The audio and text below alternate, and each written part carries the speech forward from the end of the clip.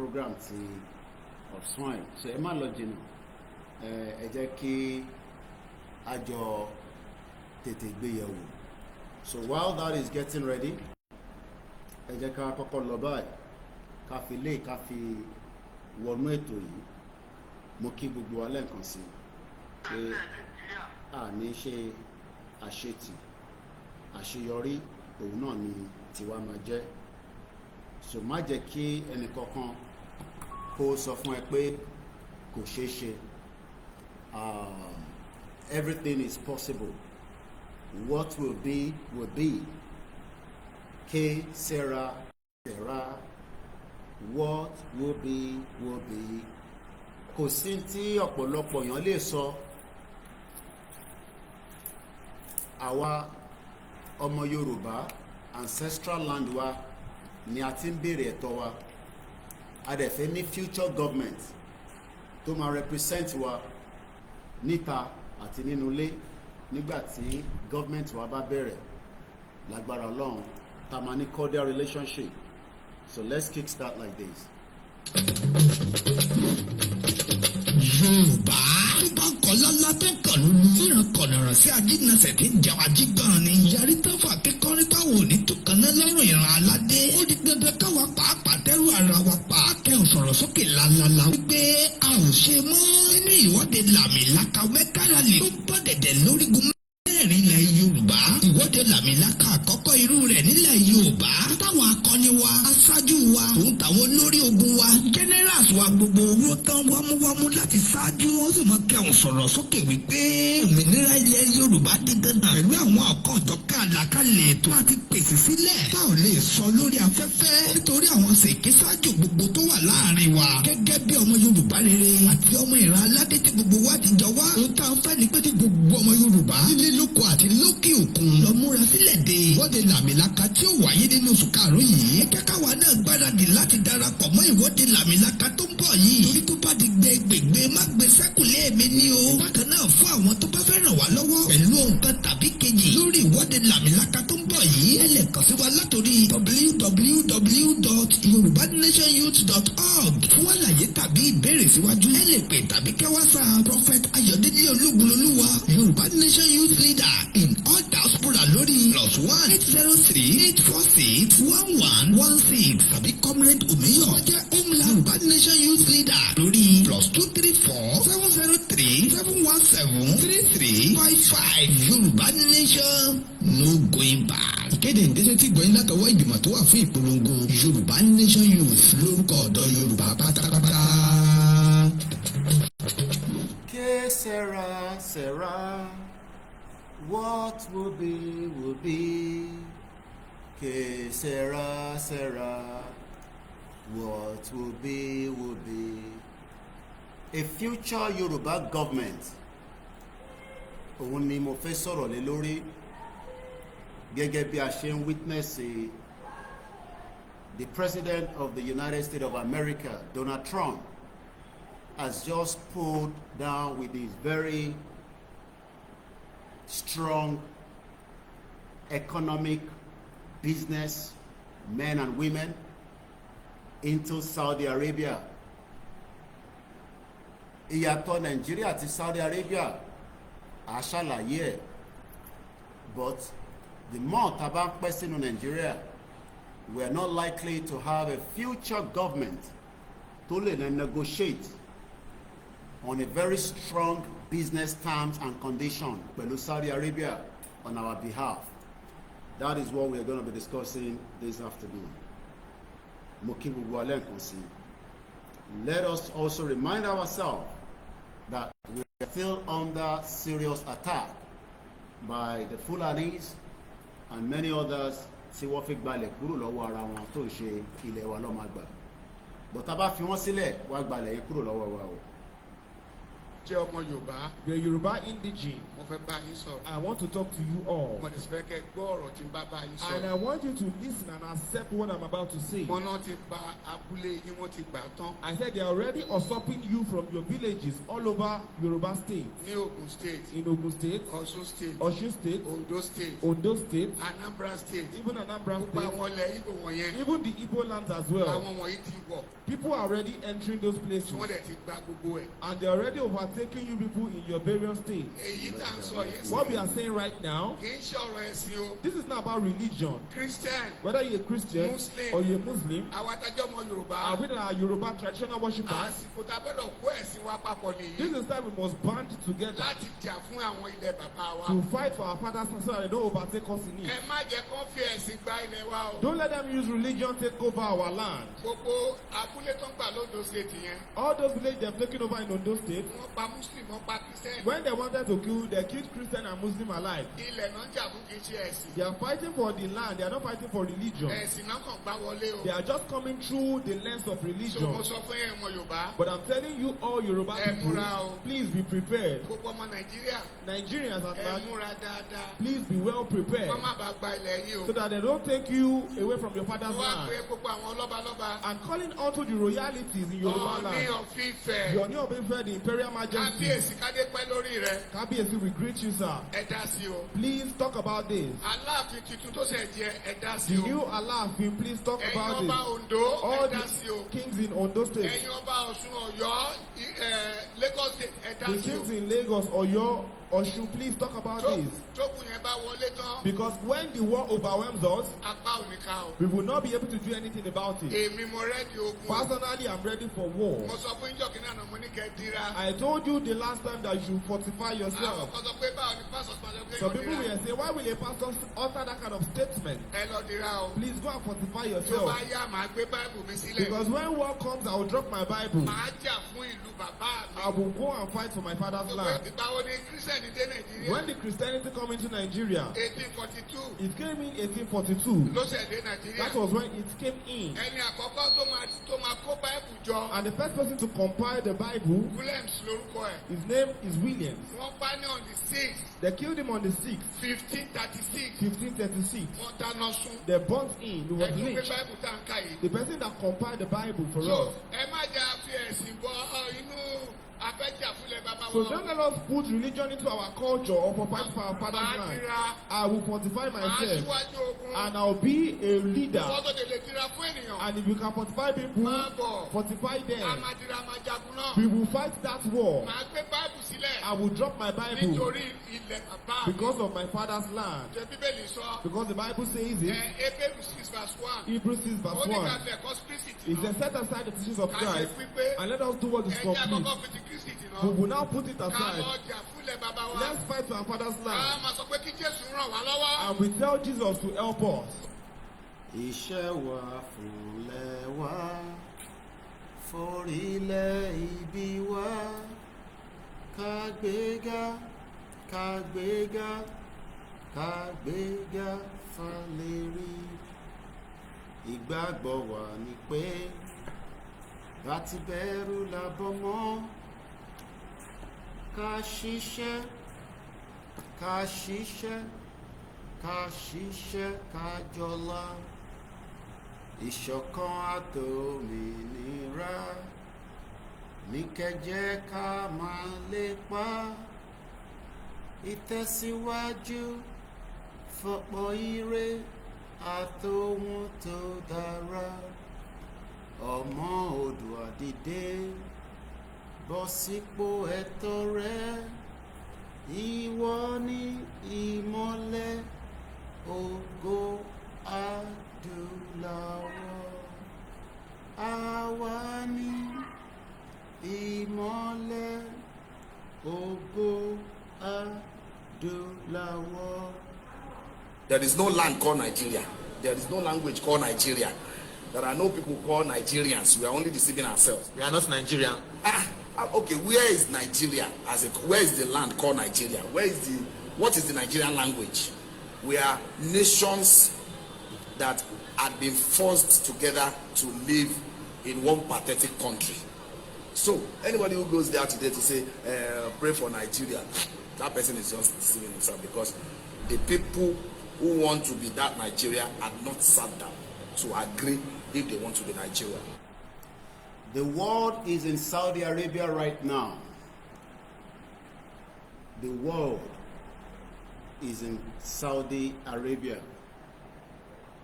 Gbogbo conversation tó ń lọ ní gbogbo any media right now is in Saudi Arabia. Any other thing will be 3 days after before they can talk about anything else. A future Yoruba government, a future Yoruba economy that can also play a major role in a global economy. Òun ni mo fẹ́ sọ̀rọ̀ lé lórí. A future Yoruba government. A very good afternoon. Mo kẹ́yìn ọmọ Yorùbá. Mo fẹ́ kí ẹ farabalẹ̀. Bẹ́ ṣe ń wọlé, ẹ bá wa máa gbé ọwọ́ lé share button. Torí ẹlòmíì ò tẹ́ mọ̀ rárá pé Donald Trump wà ní Saudi Arabia since tí ìbíbáyé ti jẹ́ international news platform yìí. It is my job, my responsibility to keep you up to date why Donald Trump has traveled with a large entourage. Wọ́n lọ ṣe pilgrimage, wọ́n lọ ṣe hajj. Kí ni Donald Trump tó lọ ṣe ní Saudi Arabia? Èèyàn mélòó ló kó dání? All these I want to talk about. Èèyàn mélòó ló tẹ̀lé Donald Trump lọ sí Saudi Arabia? This is what you need to know. Tá bá sọ̀rọ̀ nípa a future Yoruba government, this is what you should think about. A government that will represent you so that your life can be working according to being a citizen of a country. Nigeria likely láti work, láti satisfy wa, since tí Nigeria kì í ṣe government to represent the aráàlú. A future Yoruba government a máa ronú bí ó ṣe máa lọ mú ọrọ̀ ajé wá sí orílẹ̀-èdè ẹ̀, kí àwọn aráàlú kó lè jàǹfààní. Òun ni mo fẹ́ sọ̀rọ̀ lé lórí. Bí ẹ bá ń ṣe ń wọlé, ó ṣe pàtàkì pé kẹ́ pé ẹni tó sí níbí báyìí kó wá gbọ́, kó lè mọ̀ kí ló fà á, kí nìdí tí Donald Trump tó gbé ẹrù àwọn èèyàn ńláńláńláńláńláńláńláńlá tó gbé wọn dìde. One of the biggest trade and one of the biggest thing is going to be happening in the next 3 days. You want to know about it? Tó bá ń jẹ́ ẹni tó ń fẹ́ràn pé kí o gba orílẹ̀-èdè, but tó bá jẹ́ pé ẹni tó fẹ́ràn Nàìjíríà nìyẹn, o ní láti wà lórí platform, because ẹ̀yin kọ́ la fẹ́ bá sọ̀rọ̀. Àwọn tá a fẹ́ bá sọ̀rọ̀, àwọn tó fẹ́ mọ̀ nípa what kind of future government la fẹ́ tó máa represent wa gẹ́gẹ́ bí ìjọba tí ó máa lọ bá Saudi Arabia, tó máa lọ bá Russia, Germany, tí ó máa bá UK, China, India, láti bá wọn ṣe business tó máa ní impact. Ṣé wọn náà máa wà lára àwọn ọmọ tí lára àwọn tíjọba Yorùbá máa kó dání nígbà tí ó bá tó àsìkò yẹn, nígbà tá a bá wà ní government tó ń ṣiṣẹ́, tí ìjọba máa ní àwọn ń lọ sí Saudi Arabia, àwọn fi lọ sign $1 billion. Òun ni Donald Trump náà fẹ́ kí Saudi Arabia wá kó fóun. Níbo ló máa kó sí? Ṣé inú àpò ẹ̀ ló máa kó sí? Àbí wọ́n kó bọ̀ nínú Amẹ́ríkà? Amẹ́ríkà, gbogbo ẹ̀ ni mo máa ṣàlàyé fún yín. Màá fàyè sílẹ̀ kẹ́ lè pè wọlé bọ̀ ẹ má ti pè. Nítorí pé ọ̀pọ̀lọpọ̀ kò yé wa bá ṣe ń pariwo pé a fẹ́ gba Yorùbá country. Wọ́n ní kí ló ṣe Nàìjíríà, àìsàn wo ló ń ṣe kò lè fún wa ní bísínẹ́sì ni. Gbogbo ẹ̀ náà la máa gbọ́. A máa lo different websites láti fi buttressy podcast ti ọ̀sán yìí. Mo ní mi ní international journalist yín. Gbogbo àgbáyé, gbogbo journalist wọn pátá tó jẹ́ àwọn gbòógì wọ́n ti travel ahead láti make sure pé wọ́n ní miss flight wọn to be right there in Saudi Arabia.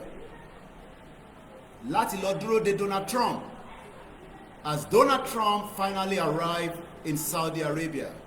One of the biggest, most important visit in the history of mankind.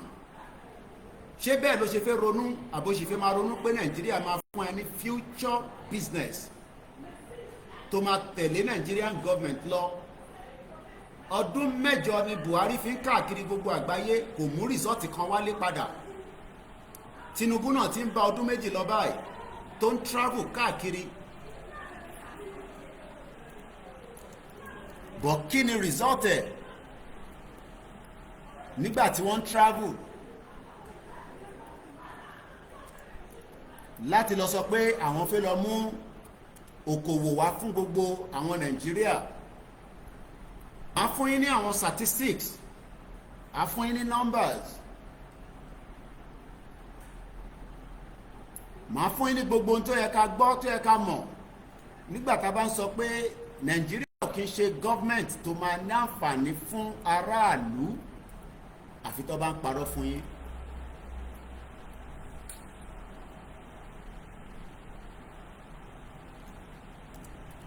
Yoruba nation government, future government, báwo ló ṣe máa wúlò fún wa? Irú àǹfààní wo la fẹ́ jẹ nínú ẹ̀? Àǹfààní wo la jẹ nínú Nàìjíríà? All these is the reason why ta sọ pé the more we stay in Nigeria, the more is a problem for us. Àsìkò tá gbọ́dọ̀ tètè máa ronú sí a future government tó máa represent wa, tó máa fún wa ní gbogbo tó yẹ ká mọ̀, tó yẹ ká ní gẹ́gẹ́ bí ọmọ Yorùbá. Like I said, Saudi Arabia ti kó gbogbo nǹkan tó ní pátá jáde gẹ́gẹ́ bí ìlú kan tó fẹ́ bá Amẹ́ríkà ṣòwò tó pọ̀.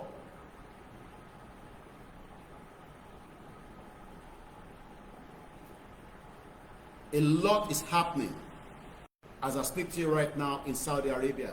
Tó o bá mọ̀, o ti ń gbọ́ nísìn. That is the reason why you need this platform. Kó lè encourage ẹ pé ó lè jẹ́ ìwọ ló máa jẹ́ one of the businessmen, businesswomen tó máa tẹ̀lé future Yoruba government as an entourage lọ sí ibi tí ìjọba wa bá ń travel lọ. But lẹ́ni ọ̀pọ̀lọpọ̀ yín kàkà bẹ́ẹ̀ ẹ̀ ń tako kíran Yorùbá kó má lè dá dúró, ẹ̀ ń fà sẹ́yìn látara ìtara pé àwọn tó gbé dání lẹ́ni. Mo kí gbogbo àwọn èèyàn wa. Kíkí mi kọ́kọ́ lọ sọ́dọ̀ bàbá wa, the emeritus professor Adebanji Akintoye, the leader of the Yoruba nation, the man that have seen the future of the Yoruba government.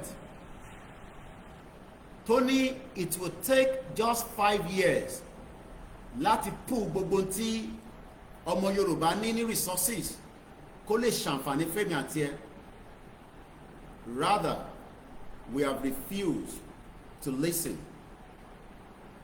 A tún sọ̀rọ̀ 2027, knowing fully well that 2027 àti 2029 àti 2031 àti previous one has never given us exactly what we want. Ẹ jẹ́ ká kọ́kọ́ lọ bí wọ́n ṣe sọ the arrival with an escort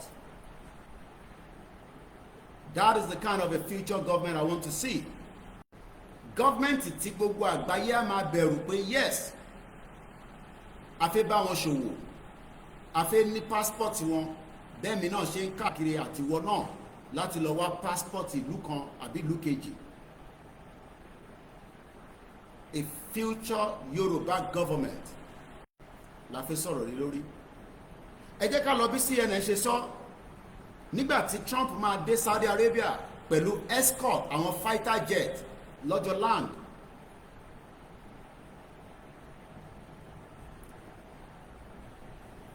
Má jẹ́ kẹ́ni kankan sọ fún ẹ pé wá bá wa lọ, báwo lọ ṣe máa ń sọ, ẹ bá wa make sure pé àdúgbò yín bẹ̀ yẹn ẹ bá wa dìbò, ẹ bá ti wá dìbò tán á fún yín ní gàrí, á fún yín lépo.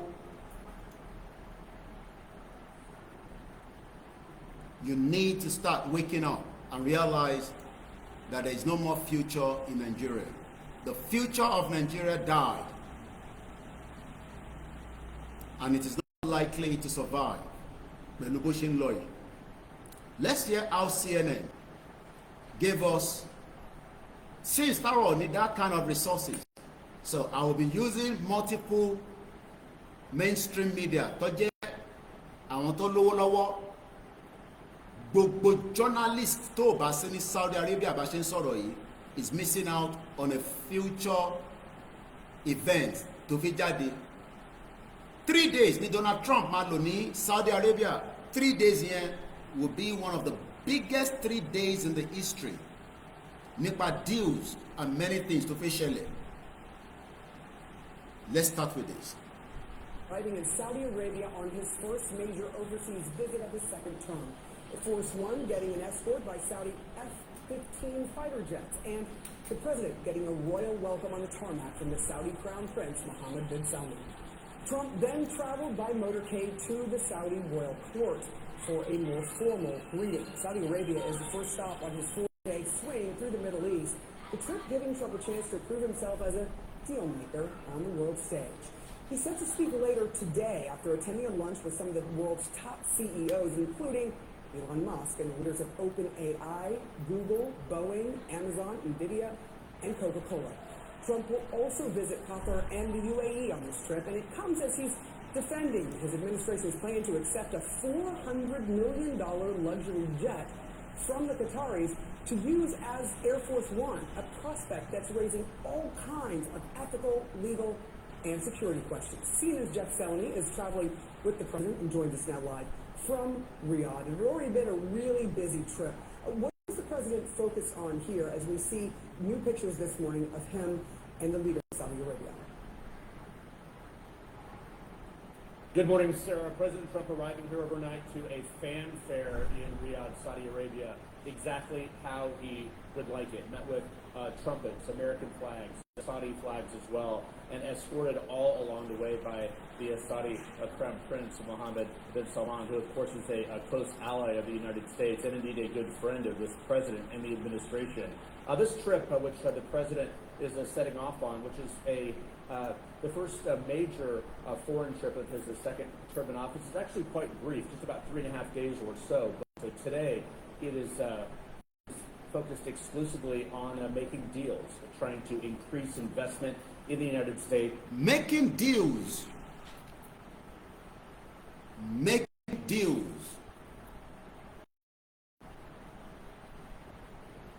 Bó bá ṣe wọ́n náà pé kí future Yoruba government can make deals with countries around the world, àkọ́kọ́ gbọ́dọ̀ exit in Nigeria kó tó lè máa think of that. Àkọ́kọ́ gbọ́dọ̀ pull gbogbo tí ó ń jẹ́ Nigeria, a gbọ́dọ̀ pull it down if we want to witness a future government, Yoruba government, tó máa ṣiṣẹ́ fún wa, tó máa ṣàǹfààní fún wa. Wọ́n ní the temperature, ẹ ṣé gan ni bàbá wa Victor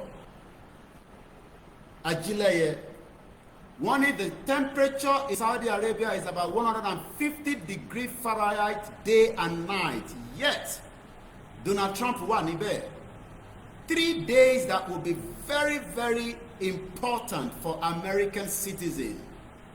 We wọ́n gbọ́dọ̀ gbé business wá sínú America ni. Let me first give us some quick statistics.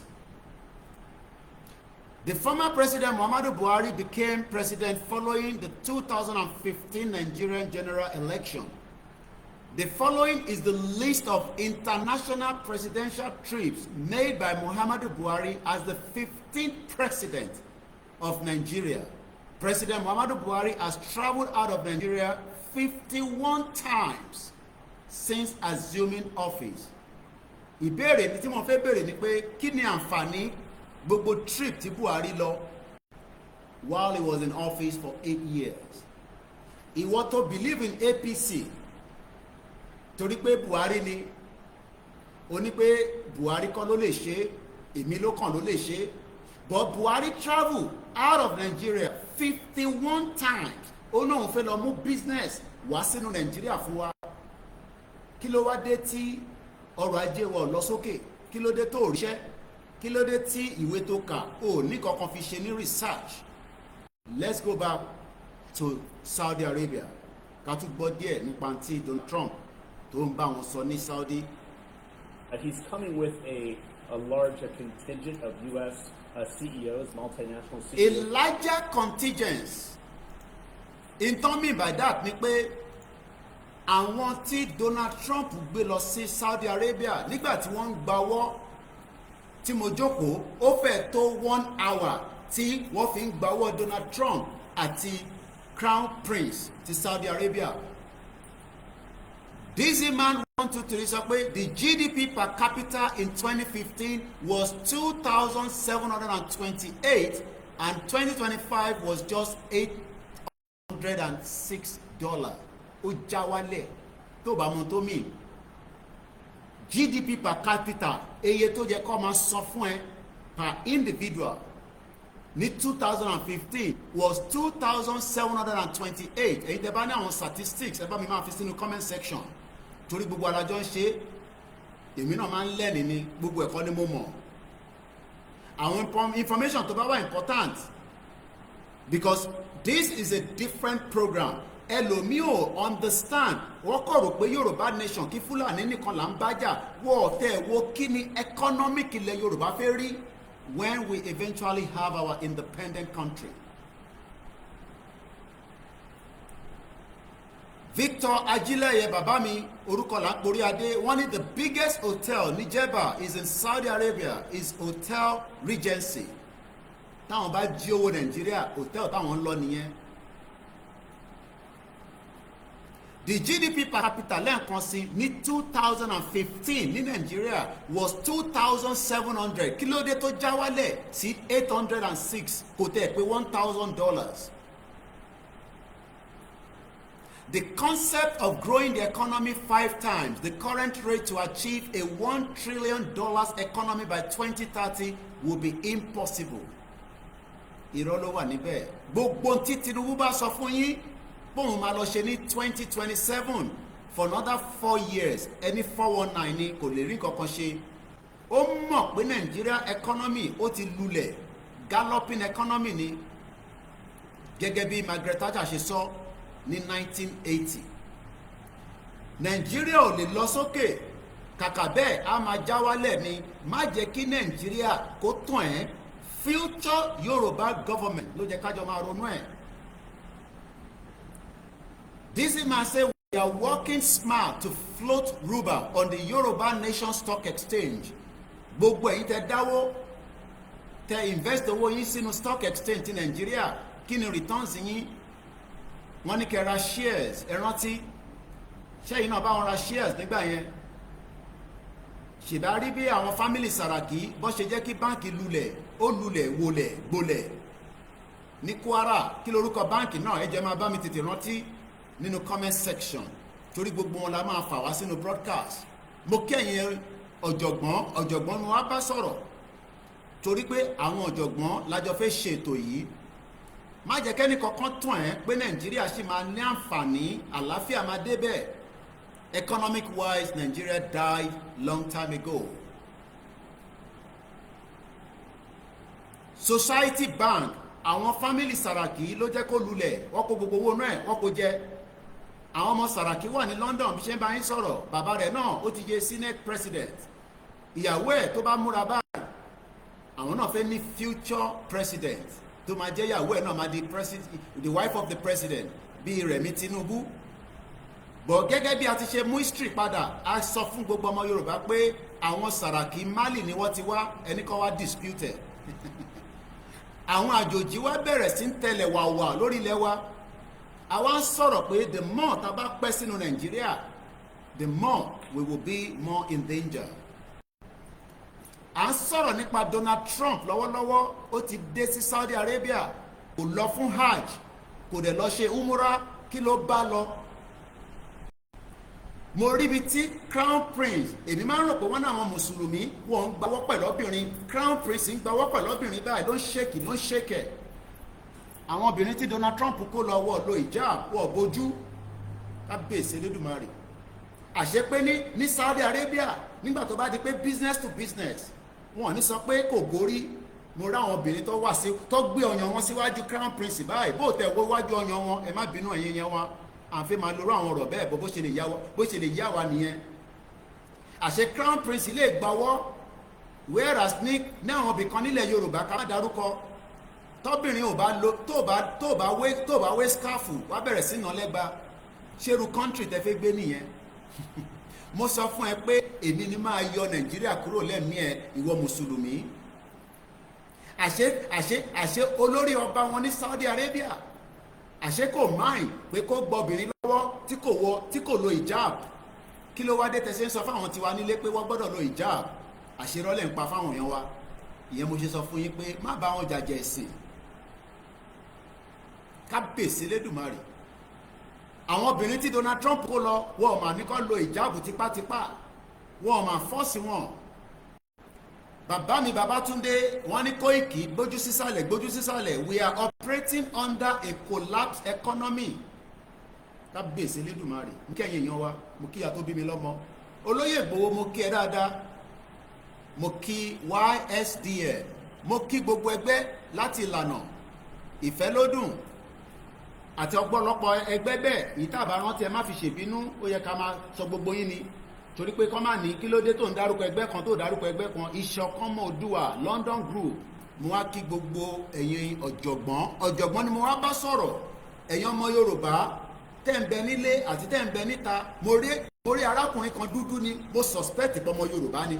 Àṣé Donald Trump náà mọ̀ pé ọmọ dúdú kan wà tóun gbọ́dọ̀ mú dání tó jẹ́ ọmọ Yorùbá, even though pé mo ti mọ bóyá Yorùbá ni àbí ọmọ ìlú Áfíríkà míì, bọ́ mo mọ̀ pé ọmọ Yorùbá ni. Arákùnrin náà gbọ̀ngbọ̀ngbọ̀ngbọ̀n báyìí ló dúró síwájú Donald Trump lọ́sà ń sọ̀rọ̀. $1 million question ni ó máa tètè bá wọn sọ. Àwọn CEO gbòógì àwọn tó fẹ́ gbé enterprise wá, ìwọ náà ǹjọ́ tí ń ronú bẹ́ẹ̀? Àbó fẹ́ máa ṣiṣẹ́ lábẹ́ ọ̀run títí kó máa ṣiṣẹ́ fún GDP tó ti lulẹ̀. Nàìjíríà lulẹ̀ 51 times ní Buhari ló fi ń gbé presidential jet ló ń káàkiri bí ẹṣọ níwòlímọ̀, kò mú nǹkan padà wálé. Mélòó ni Tinubu ti ṣe? Máì ti lọ jókòó ibi báyìí ló máa wá owó láti fi ra data, láti fi mọ̀ pé ní international lọ́wọ́lọ́wọ́ báyìí gbogbo Saudi Arabia ó ti wà lockdown. Ẹyẹ kan ní fò níbẹ̀ nígbà Donald Trump wà nínú bẹ̀. Kábíyèsí Elédùmarè, ẹja tún gbọ́ díẹ̀.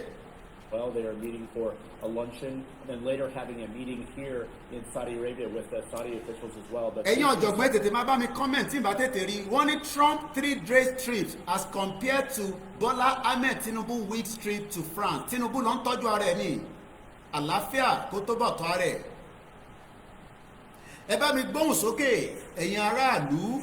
Bàbá mi Wàrísì ní President Bola Tinubu lò ọ̀sẹ̀ mẹ́ta ní France, ọjọ́ mẹ́ta péré ni Donald Trump fẹ́ lò, kó gbọ́dọ̀ lọ jù bẹ́ẹ̀ lọ torí pé iṣẹ́ ń bẹ lọ́wọ́ ẹ̀ tó fẹ́ ṣe l'Amẹ́ríkà. Kábíyèsí, àṣé pé kò ń ṣe dandan wọ́n ti kọ́ lẹ́yìn. Tábà ti ní ká jáde fún rally wọ́n ti kọ́. Bójá wa 50 náà ni àmà báṣẹ́ lọ. Àmọ́ future Yorùbá government mo gbé wá síwájú ẹ. Ǹjẹ́ wọ́n náà ronú bẹ́ẹ̀? Nigeria economy ti collapse beyond limit. Bàbá mi Sunday Káyọ̀dé àwọn ló sọ bẹ́ẹ̀. wọ́n ní Society General Bank ó lulẹ̀ nígbà táwọn yé Sàràkí àti bàbá rẹ̀ àṣà àwọn ọmọ bọ́ ṣe ń fowó olówó tó fi ń gùnkè owó Nàìjíríà. Ẹ jẹ́ ká tún gbọ́ díẹ̀ sí. Much more about making investments in the U.S. or reaching deals rather than making investment. Òun ni Donald Trump fẹ́ sọ ó ní kó má bá òun sọ̀rọ̀ $500 billion ó ní wọn ò fẹ́ máa bọ́ sétí lọ́wọ́ Saudi Arabia. Bẹ́ẹ̀ kẹ̀rẹ́ gbogbo ọmọ Yorùbá náà ti lọ Saudi rí àti lọ ṣe hajj ó dà bẹ́ẹ̀ àmọ́ kí ni gọ́ọ̀mẹ̀ntì wa ń ṣe pé nígbà ṣe ń lọ ṣe hajj ta ló ń ṣe umura yẹn kí ni returns ìjọba Nàìjíríà àti citizen 20 years ni alájà kan lò ní Saudi Arabia ó ti dé sí Nàìjíríà padà báyìí ó náà ń kiri ọjà ní kábíyèsí Elédùmarè àṣé kò tẹ̀ mí pé tó bá jẹ́ Nigerian citizen tó bá wà ní Saudi Arabia for 20 years ò ní mú ṣingbá padà wálé. Àṣé tourism la ló ń ṣe lọ́hùn. Àṣé níjọba tó ń bá wa ṣètò pé báwọn aráàlú wa bá gbé ní bíbáyìí ṣọmọ Amẹ́ríkà lè máa gbé ní Saudi Arabia kó máa fọwọ́ gba síbí fọwọ́ gba sọ́hùn kó máa lè káàkiri ní Saudi. Mo ní bíbáyìí ló ti máa kọ́gbọ́n. Mo kẹ́ Bishop Adesina mo mọ̀ pé wàá fi pè fún mi láyè díẹ̀ kí n kọ́kọ́ tu tèmi jáde lẹ́nu. Mo ní à ń sọ̀rọ̀ nípa future Yorùbá government ò ń takò pé kó má bàa tètè dé torí pé ká tún lọ dìbò 2027 Jagaban ló lè ṣe ó dẹ̀ ti lulẹ̀ báyìí. Ẹ jẹ́ padà sí Saudi Arabia. politics of the region. Mo kí gbogbo ẹ̀yin ọ̀jọ̀gbọ́n la wá bá sọ̀rọ̀ òmùgọ̀ ló máa béèrè pé ṣé rálì la máa fi gba Yorùbá nation a future government. The only solution is Yoruba nation tó ní ages. Which of course is hanging over this administration. Many of the challenges facing the Trump administration, of course, and the world are not being discussed as much, at least in the opening hours of these meetings, as the deals that are coming underway. Ẹ ṣáà ń gbọ́ deal D-E-A-L. Gbogbo tí Donald Trump fẹ́ ṣe ọjọ́ mẹ́ta ni Tinubu jókòó sínú Paris fún 3 weeks kò mú kankan padà wálé ó ti lulẹ̀. Àṣé pé èèyàn lè lọ ṣe ájì lóòótọ́ àmọ́ kí ni ìwúlò ọmọ Nàìjíríà pẹ̀lú Saudi àti gọ́ọ̀mẹ̀ntì. We have really been cheated for long. Àmọ́ náà ni nígbà tá a ti wá mọ̀ báyìí kí la máa ṣe sí ṣé tó bá ti pè pé kó jáde ṣé wàá máa tún máa ronú sí. Ǹjẹ́ o mọ̀ pé bóyá wọ́n ni o máa tẹ̀lé future Yoruba government as an entourage tó máa kó ságbádá tó dáa nídìí láti wọ súùtù torí pé culture wa la máa bá lọ. Àṣé 51 times tí Buhari ń lọ káàkiri pẹ̀lú àwọn businessman àṣàrà wọn nìkan ló ń ṣe business. How can a president travel for 51 times kò dẹ̀ ní impact faraàlú tó fi lọ fọ́dún mẹ́jọ? How is that possible? Torí a ti gbàgbàkúgbà lọ́wọ́ wọn nígbà tá a béèrè ẹ̀tọ́ wa ẹ̀tọ́ tá à ń béèrè nígbà yẹn ni pé káwa náà wá ẹ̀gbọ́n wa kan tó wà nínú government ká máa fún wa lówó tọ́ba wá kíkẹ́ ẹ̀gbọ́n wa yẹn dáde gbogbo àwa lulẹ̀. Àṣeyàn máa ń build economy ni so that o ní nídìí láti máa wà lójú títì máa wọ́wọ́ mọ́tò tó fẹ́ gbà ẹ̀yin agbèrò. Àbí Tinubu ló ṣe gbogbo ẹ̀ fún yín ẹ̀yin agbèrò. Ṣẹ́yìn ò mọ̀ pé kò rí bẹ́ẹ̀ ní London wọ́n ń sanwó gidi fún bus driver o nídìí láti máa faṣọ yàn kan ya o nídìí láti máa báyàn jà. Mo ní bẹ̀rẹ̀ ti máa kọ́gbọ́n.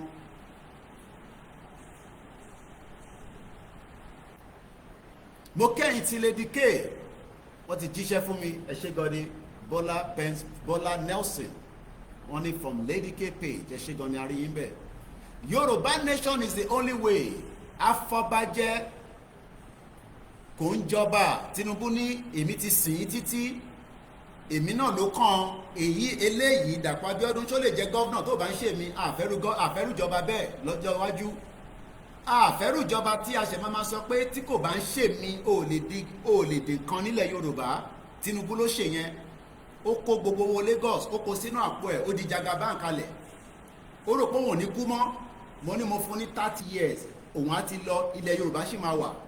Bẹ́ẹ̀ ni mo kí ọ̀jọ̀gbọ́n ṣé ká tún lọ sí Saudi Arabia díẹ̀ àbí kí n tún fún yín ní more statistics ẹ jẹ́ ká sì tọ́jú Tinubu sọ ní sọ́wọ́ òun náà ti rìnrìn àjò tó pọ̀. Àṣé kò ń ṣe dandan ni pé kéèyàn travel lọ sí ìlú kan kó lọ jókòó fún ọ̀sẹ̀ mẹ́ta àìmọye ìgbà ní Buhari ó kọ̀ sọ London ó sọ di second home á kàn máa sùn á máa jí wọ́n á máa pọ́ǹpẹ̀. àwa dẹ̀ ń retí pé kí gọ́ọ̀mẹ̀ntì ṣiṣẹ́ under Yẹmí Ọ̀ṣínbàjò.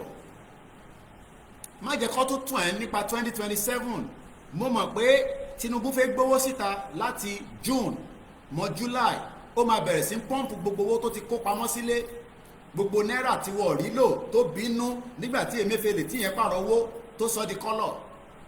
ó lè ní gbogbo àwọn politician láti Tinubu títí dé àwọn governor títí dé senator house of rep àti politician tó jẹ́ councillor tó kéré jù láàrin wọn torí councillor náà ti fi ra lé sí Dartford ní London.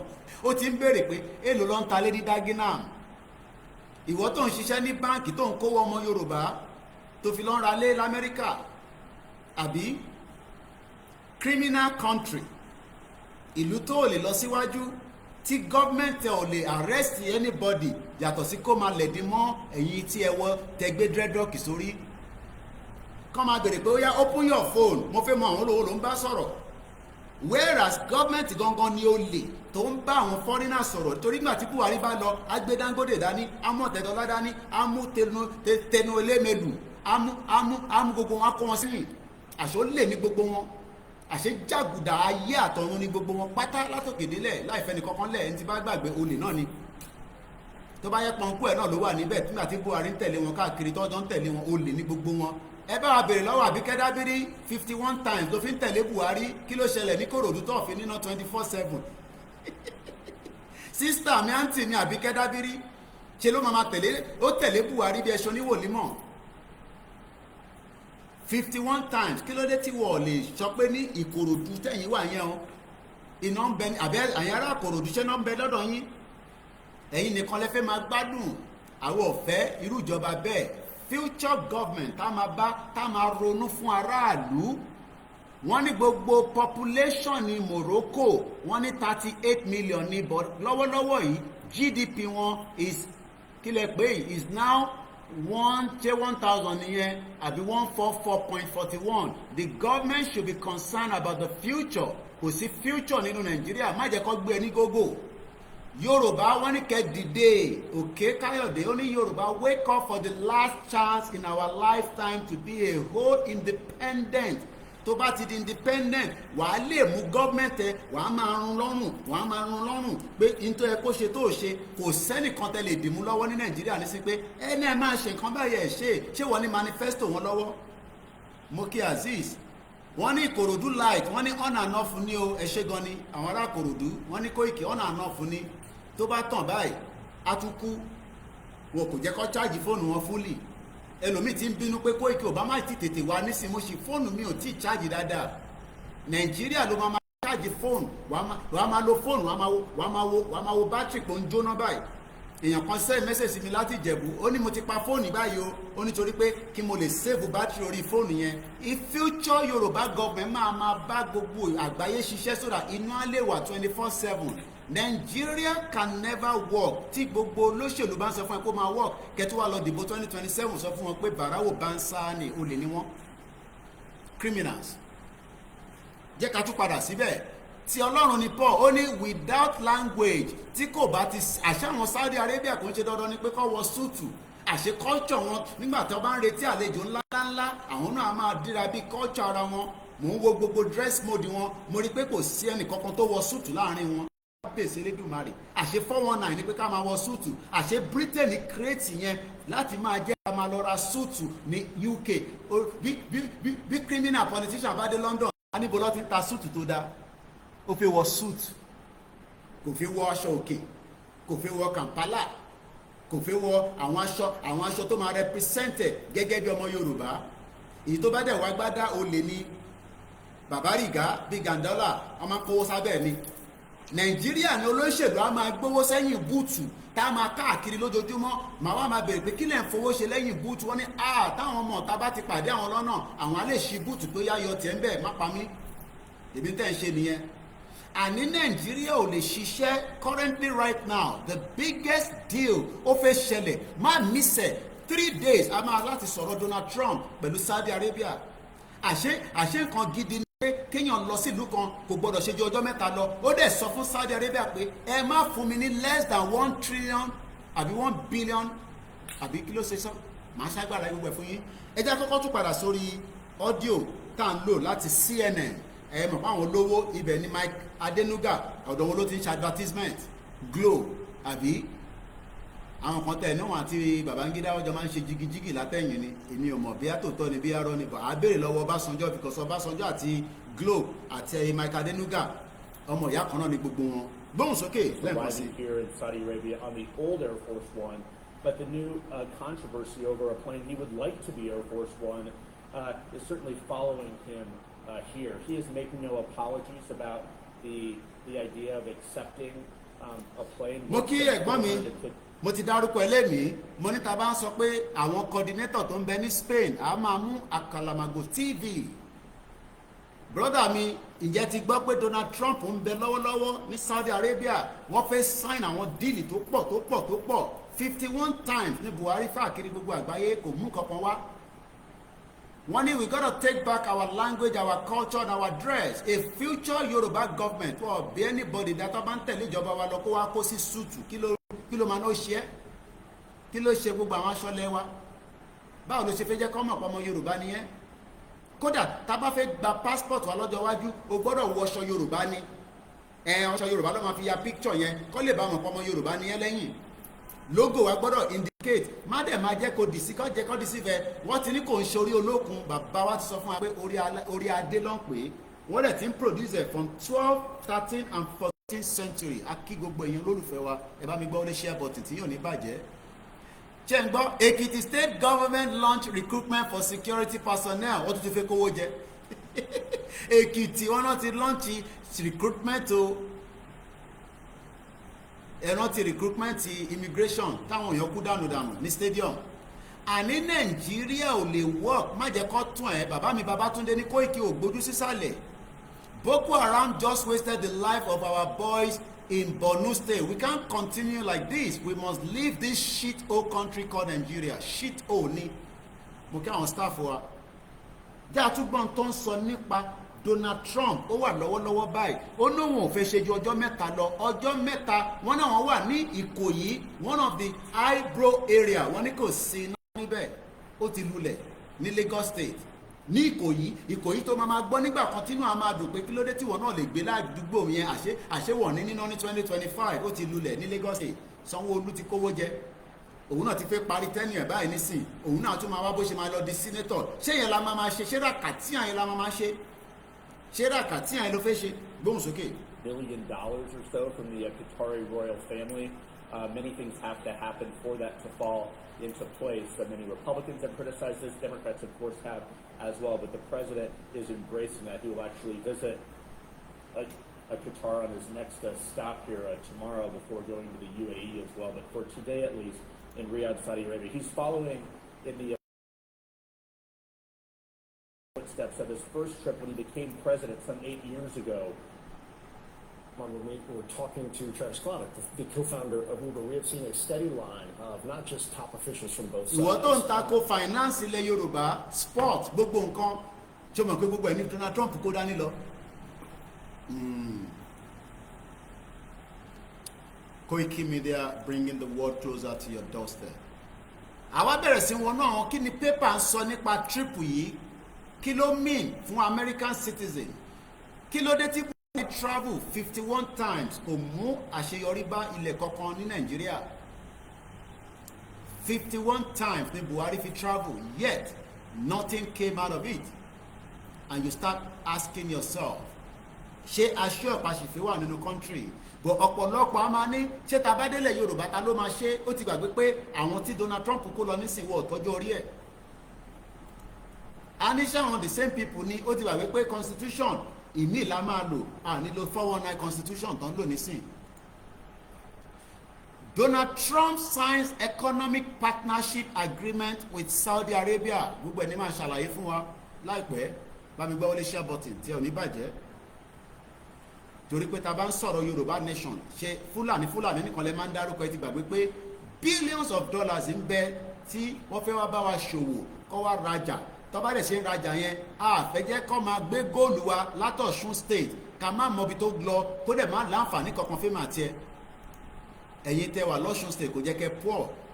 Bàbá Akíntóyè sọ̀rọ̀ nígbà tí mo wà lọ́dọ̀ wọn nípa Norway, Denmark.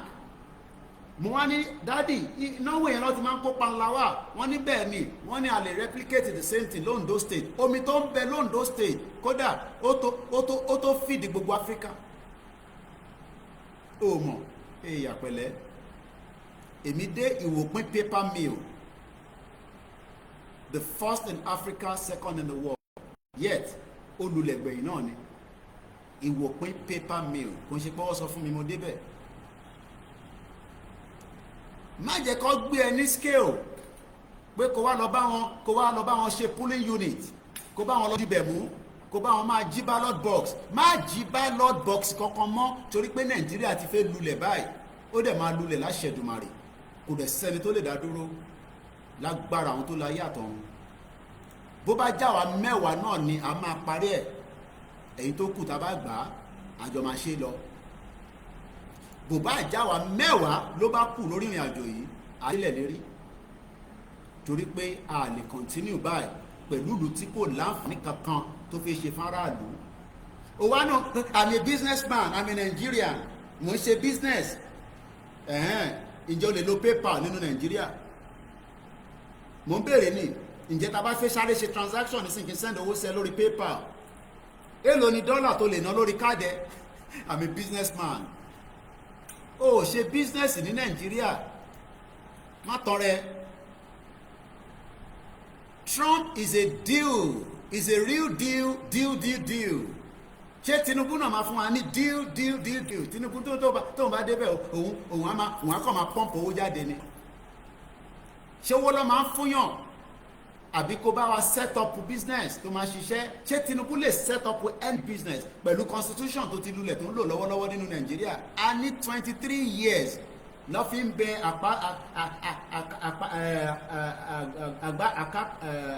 àgbákò àbí kí ló ń jẹ́ no Senate president kí ni yẹn ń jẹ́ ẹ̀rọ mi lórúkọ ẹ̀ Senate president ti Nàìjíríà lọ́wọ́lọ́wọ́ 23 years ó lè ní gbogbo wọn àti Saraki àti gbogbo wọn tọ́jọ́ ṣe Senate àti David Mark, they are all criminals. Olè, ajíbolè, olè, gbogbo àwọn olóṣèlú yìí olè, ajíbolè, olè, 419 criminals tó yẹ kó tì mọ́lé kó ti kọ́kọ́rọ́ sínú Atlantic Ocean. Wá kó ságbádá, wá kó security, okay, mo ti mọ̀ okay ẹ ṣe orúkọ ọmọ àlè náà ni àwọn Ìgbò olè ní gbogbo wọn láfi forúkọ ẹ̀ṣẹ́ gan ẹ̀ṣẹ́ àtìmọ̀ tó jẹ́ Senate president. They are all criminals. Jẹ́ ń gbé débẹ̀ àní Donald Trump kó àwọn èèyàn dání lẹ́yìn. Àṣé àwọn obìnrin tí ó bá tẹ̀lé Donald Trump àṣé Trump náà kò ní pé kó lọ lo scarf. Kí ló dé tẹ wá ń fọ́ọ̀sì àwọn èèyàn pé kó lo ìjáàbù ní Nàìjíríà? Ẹ̀sìn wọn lẹ́yìn tẹ̀lé, ṣé ti Saudi Arabia náà ni àbí ti Iran? Àṣé kò ń ṣe dandan ni pé kí ọmọ Yorùbá kó lo skáàfù bí mùsùlùmí, àṣẹ kan fọ́ọ̀sì àwọn èèyàn fún ni. Torí pé nígbà tí mo mọ́ ní gbogbo kìíní yẹn mo jókòó mo ń wá àwọn obìnrin yẹn mo á sọ fún ìyàwó mo ní àwọn obìnrin yóò lo ìjáàbù ọ̀ lo skáàfù, ṣé wọ́n máa déwájú arákùnrin yìí? Ó náà máa déwájú ẹ. Mo kí Yẹmí Fátókì nígbà tí woman yẹn tó súnmọ́ tó gbé gbáyà báyìí igbá yẹ tó rọra mẹ́lẹ́mẹ́lẹ́ tó gbé síwájú crown prince báyìí, àṣé crown prince náà máa gbọ́wọ́ ó gbọ́ ṣèkẹ̀ dáadáa. àṣé wàyó lẹ̀ ń ṣe fún gbogbo ọmọ Yorùbá tó jẹ́ muslim. Àṣé wàyó ni yín criminals. Ẹ̀sìn mùsùlùmí ẹ̀sìn àlàáfíà bẹ́ẹ̀ ni àmọ́ kí ló dé tó wá jẹ́ pé ẹ jẹ́ kí ọmọ mùsùlùmí ṣoríire nínú Nàìjíríà tó jẹ́ ọmọ Yorùbá? Kí ló dé tí Saudi Arabia yàtọ̀ sí tiwa? Ṣé ẹ̀sìn táwọn ń ṣe yẹn ó yàtọ̀ sí táwọn ń ṣe nílẹ̀ Yorùbá ni? Má jẹ́ kó gbé ẹni gógó jẹ́ ń gbé débẹ̀. Trump touring Saudi Arabia, Qatar and United Arab Emirates. Ọjọ́ mẹ́ta ló kàn fi lò ní Saudi Arabia. Kò lọ gba medical treatment. Tinubu ló máa ń lọ gba medical treatment ní France. Major investment expected from the Gulf states. Moke must be. This trip comes amid global geopolitical tension. Tension wà ní gbogbo àgbáyé, tension náà ń bọ̀ ní Nàìjíríà. Torí nígbà tí Yorùbá bá jáde, ó máa mú tension wá. Má máa rò pé kò ní mú tension wá. Because ìjáde wa máa dẹ́rù bà gbogbo àwọn tó ń jẹ nínú Nàìjíríà pé hey o, àwọn ará bíi ti dé o, wọ́n tún dé o. Ó yá, ẹ lé wọn wọlé. Ẹ lé wọn wọlé, ẹ dá tí àjà sí wọn lára. Ẹ dá omi sí wọn lára. Torí wọ́n mọ̀ pé kòkòrò tó ń jẹ̀fọ́ abẹ́ ẹ̀fọ́ yẹn náà ló wà. Wọ́n ti jẹ́ àṣẹ Ọ̀ṣun tó ní góòlù ibẹ̀ ó yẹ kó ju Dubai lọ. Tó bá débẹ̀ báyìí nísìnyí gbogbo ẹlú pàápàá ní àgbálùmọ̀ ṣe rà, ọsàn ṣe tà. Ìyà wa ń jẹ wọ́n ní Ọ̀ṣun tó ní góòlù tó pọ̀, Ondo ní omi tó pọ̀. Kò ń ṣe dandan, mo ò tí dárúkọ Lagos, Ondo state lè fìdí gbogbo wa náà. Gbowó ní ṣe Nàìjíríà ò fẹ́ jẹ́ kó rí bẹ́ẹ̀ pé kó káwọn ará Ondo náà lè dìde kó lè help gbogbo àwa tó kù. Nǹkan ń bẹ nínú Ogun state, wọ́n gbé gbogbo ẹ̀ fún Dangote. Olè ajíbo olè ẹ̀yin olóṣèlú ẹ̀ tún pariwo 2027. Tó bá ń ṣe pé ìyá mi tí mo nífẹ̀ẹ́ ni tí mo ra fèpè yẹn sílẹ̀, bọ̀tá bá jáde fúnra rí ẹ gbọ́ wíníwíní ọ̀rọ̀. Ó kù díẹ̀, ẹ jẹ́ kí bàbá yẹn announce. Mo ti sọ fún yín, tẹ bá pààyàn kan tẹ́jẹ̀ kan bá jáde, tá a bá jáde fún rally, ẹ wọ gà ọ́ gbogbo yín. Gbogbo ilẹ̀ Yorùbá dẹ̀ láti fi ṣe rally kan ṣojú kan. Gbogbo ilẹ̀ Yorùbá lọ́nà ti máa ṣe. Máa lọ múra sílẹ̀. Tension bọ̀, global tension wà. Tí kò bá tẹ́ ẹ̀ bá ti allow peace, ẹ máa retí war. Ìkànnì méjèèjì ni.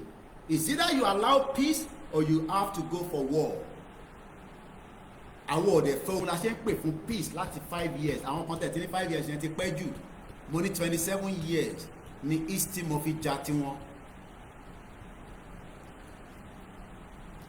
Trump has more leverage after Iran was weakened by the Gaza war. These are just the summary. Now let's go into it. Gbogbo Riyadh Dubai, gbogbo tí àwọn crown prince ní lọ́wọ́lọ́wọ́, mo tún rí àwọn ọ̀bọ̀n kan tó gbé jáde nígbà tí Trump ó dà pé góòlù làwọn ọ̀bọ̀n yẹn, gbogbo nǹkan ló gbé jáde fún. Nígbà tó ọmọ tó fẹ́ jẹ láǹfààní lára ẹ̀, ṣé in tí wọ́n ń jẹ láǹfààní nínú Nàìjíríà báwo ló ṣe represent wọ àti ìdílé ẹ̀? Koiki, mo ti sọ fún yín, yes, tá bá help yàn méjì mẹ́ta, bó bá gbé bùkátà ẹ̀ wá kò ń ṣe dọ̀dọ̀ tọ́lọ́run bá rán mi sí ẹ̀gan mo ò ní ṣe fún ẹ. Ẹ̀yin tẹ máa ń sẹ́ndì a máa ń gbọ́ lórí program kò ní máa ràn yàn lọ́wọ́, wọ́n náà wà náà lọ́wọ́ náà, gbogbo yín náà ni máa ràn lọ́wọ́. Ṣé mi ni government? Ṣé government ni mí? Ṣèbẹ́ ní government. Tá bá ti gba Yorùbá government a máa look after gbogbo wa. Èmi kọ́ ni government yín, okay? So gbogbo àwọn yìí kẹ́ gbé gbogbo bùkátà yín wá, màá jù padà bá yín ni. Tí bá gbọ́ màá kọ́ra ṣe tó gbọ́ ni. I don't have responsibility for anybody. Èmi kọ́ ni government, èmi kọ́ lẹ dìbò fún. Ó bá máa ṣe Yorùbá nation, èmi kọ́ ló tó bá tẹ̀ dìbò náà, ṣé èmi ni government? Jẹ́ ká jọ jà yìí tán nísìnyí so that kí a lè jọ jàǹfààní ẹ̀. Òun ni mo ṣe ń kígbe. Ojú oorun mo tún ti dìde báyìí, ó yẹ kí n máa sùn ni. Nígbà tó yẹ pé call ó bá wọlé méjì mẹ́ta, ojú oorun á dá. Mo ò lè pa gbogbo fóònù mi because mo ní special line tí mo lè di tí kò ṣe pa rárá tí bá tẹ̀ pa àwọn tó kù. Let's go further. Mo kí ìyá mi First Bank, mo rí yín bẹ́ẹ̀, mo fojú pa yín rẹ́. US President Donald Trump signed a strategic economic agreement with Saudi Arabia on Tuesday lẹ́ni 13/05/2025. Gbogbo yìí tí Buhari sign káàkiri bó ṣe ń travel yẹn mọ̀ ká máa rí tán máa ń sign kankan, amúfàṣọlá dání, wá lọ China, wá lọ gbogbo ẹ̀, kí làbọ̀ ẹ̀? No, so gbogbo trip tí Buhari lọ for 51 times kò mú kankan padà wálé. Olè ajíbolè, criminals all over the place. Wọ́n máa ń disturb gbogbo yín. Nigeria will be good. Nigeria go better, knowing fully well. Yeah, Apakoba àbí kí ló ń jẹ́? Agbakoba. Mo kí bàbá wa Kẹ́hìndé Salami, Kúnlé Ṣítà mo kí ẹ. Kúnlé Ṣítà ní printing machine lẹ́kọ̀ọ́ ó lulẹ̀ gbẹ̀yìn ni gbogbo investment tó ṣe sínú ẹ̀ ìyẹn ni wọ́n ẹni tó wà ní diaspora nìyẹn tó ń fi forex tó fi run business ṣé forex rẹ kí àwọn fi run business nílé àbí kí náírà máa ṣiṣẹ́ fún yàn.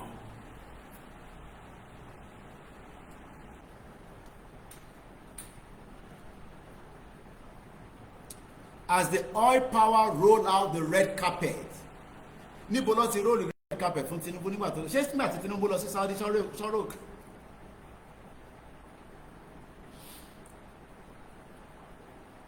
ó kàn lọ ṣe hajj ó dẹ̀ padà wálé. Wọ́n ní crown prince never go to the airport láti lọ pàdé anybody ó dìdì òun ló gbéra ló lọ pàdé Donald Trump ní airport. Story yẹn wọ́n ní kò láyé ta ni ìwọ tó máa wá pàdé ẹ airport irú èèyàn wo ni ẹ tó máa kúrò ní base ẹ á wá pàdé ẹ airport ó máa rányàn wá ní òun fún rẹ̀ ló lọ welcome Donald Trump.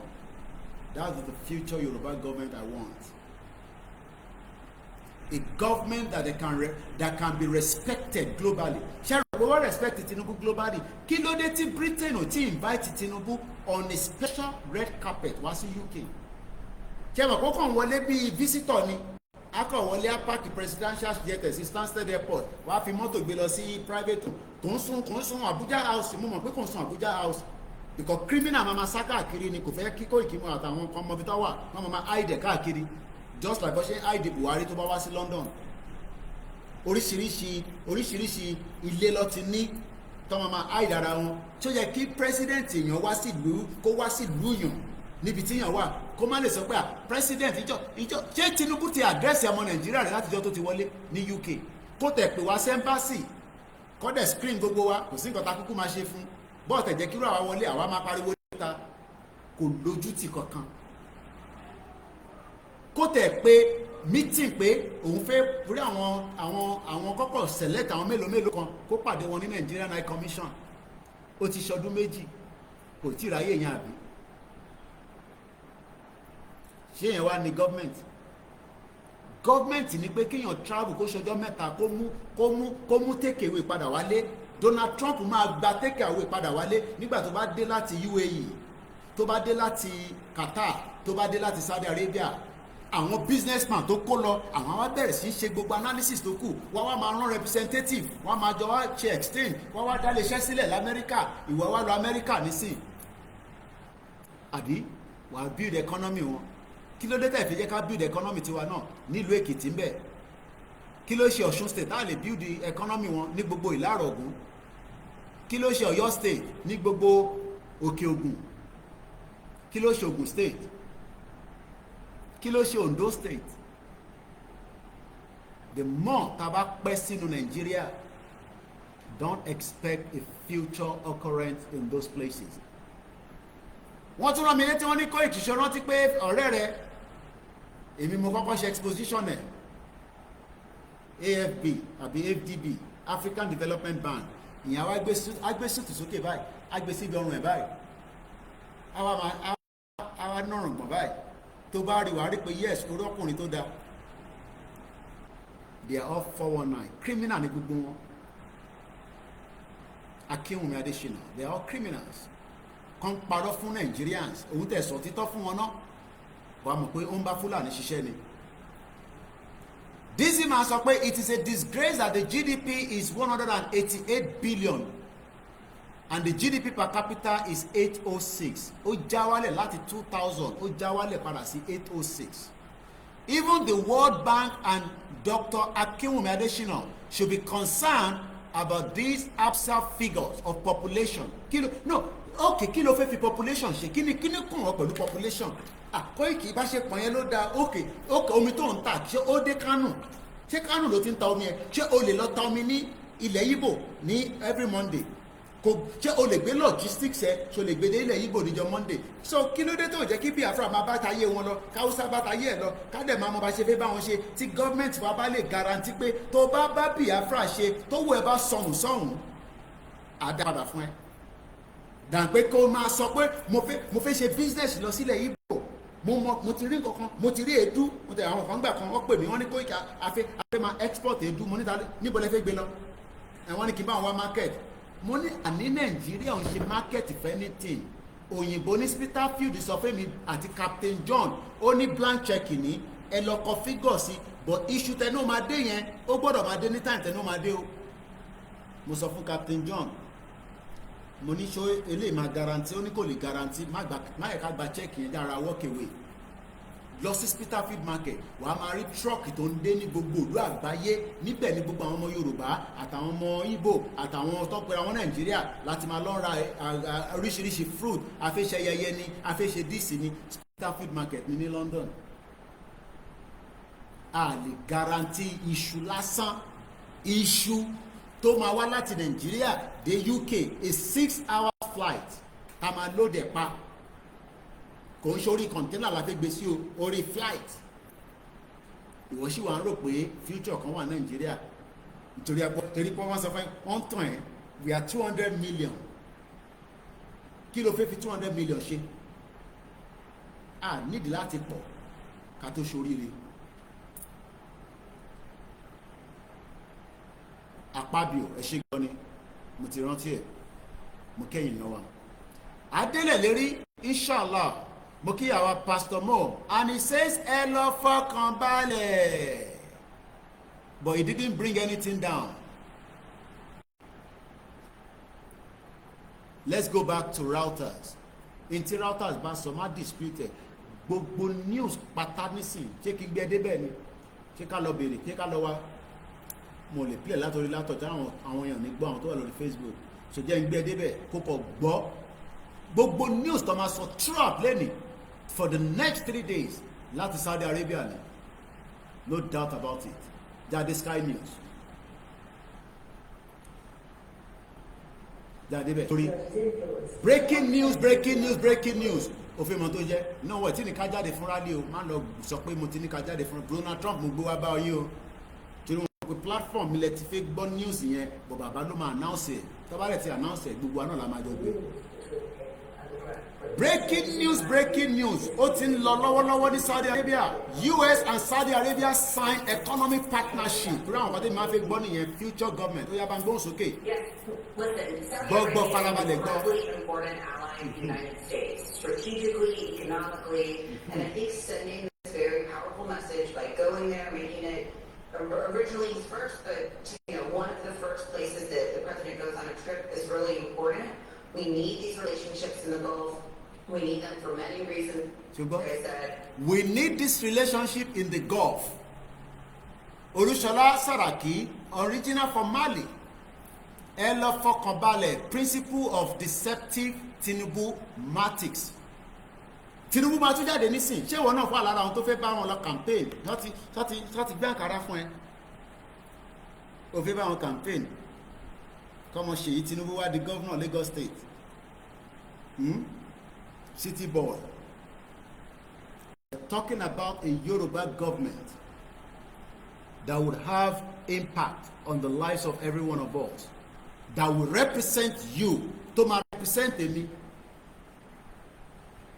They are one of the primary entities that will help us in pushing back against Iran and against Russia.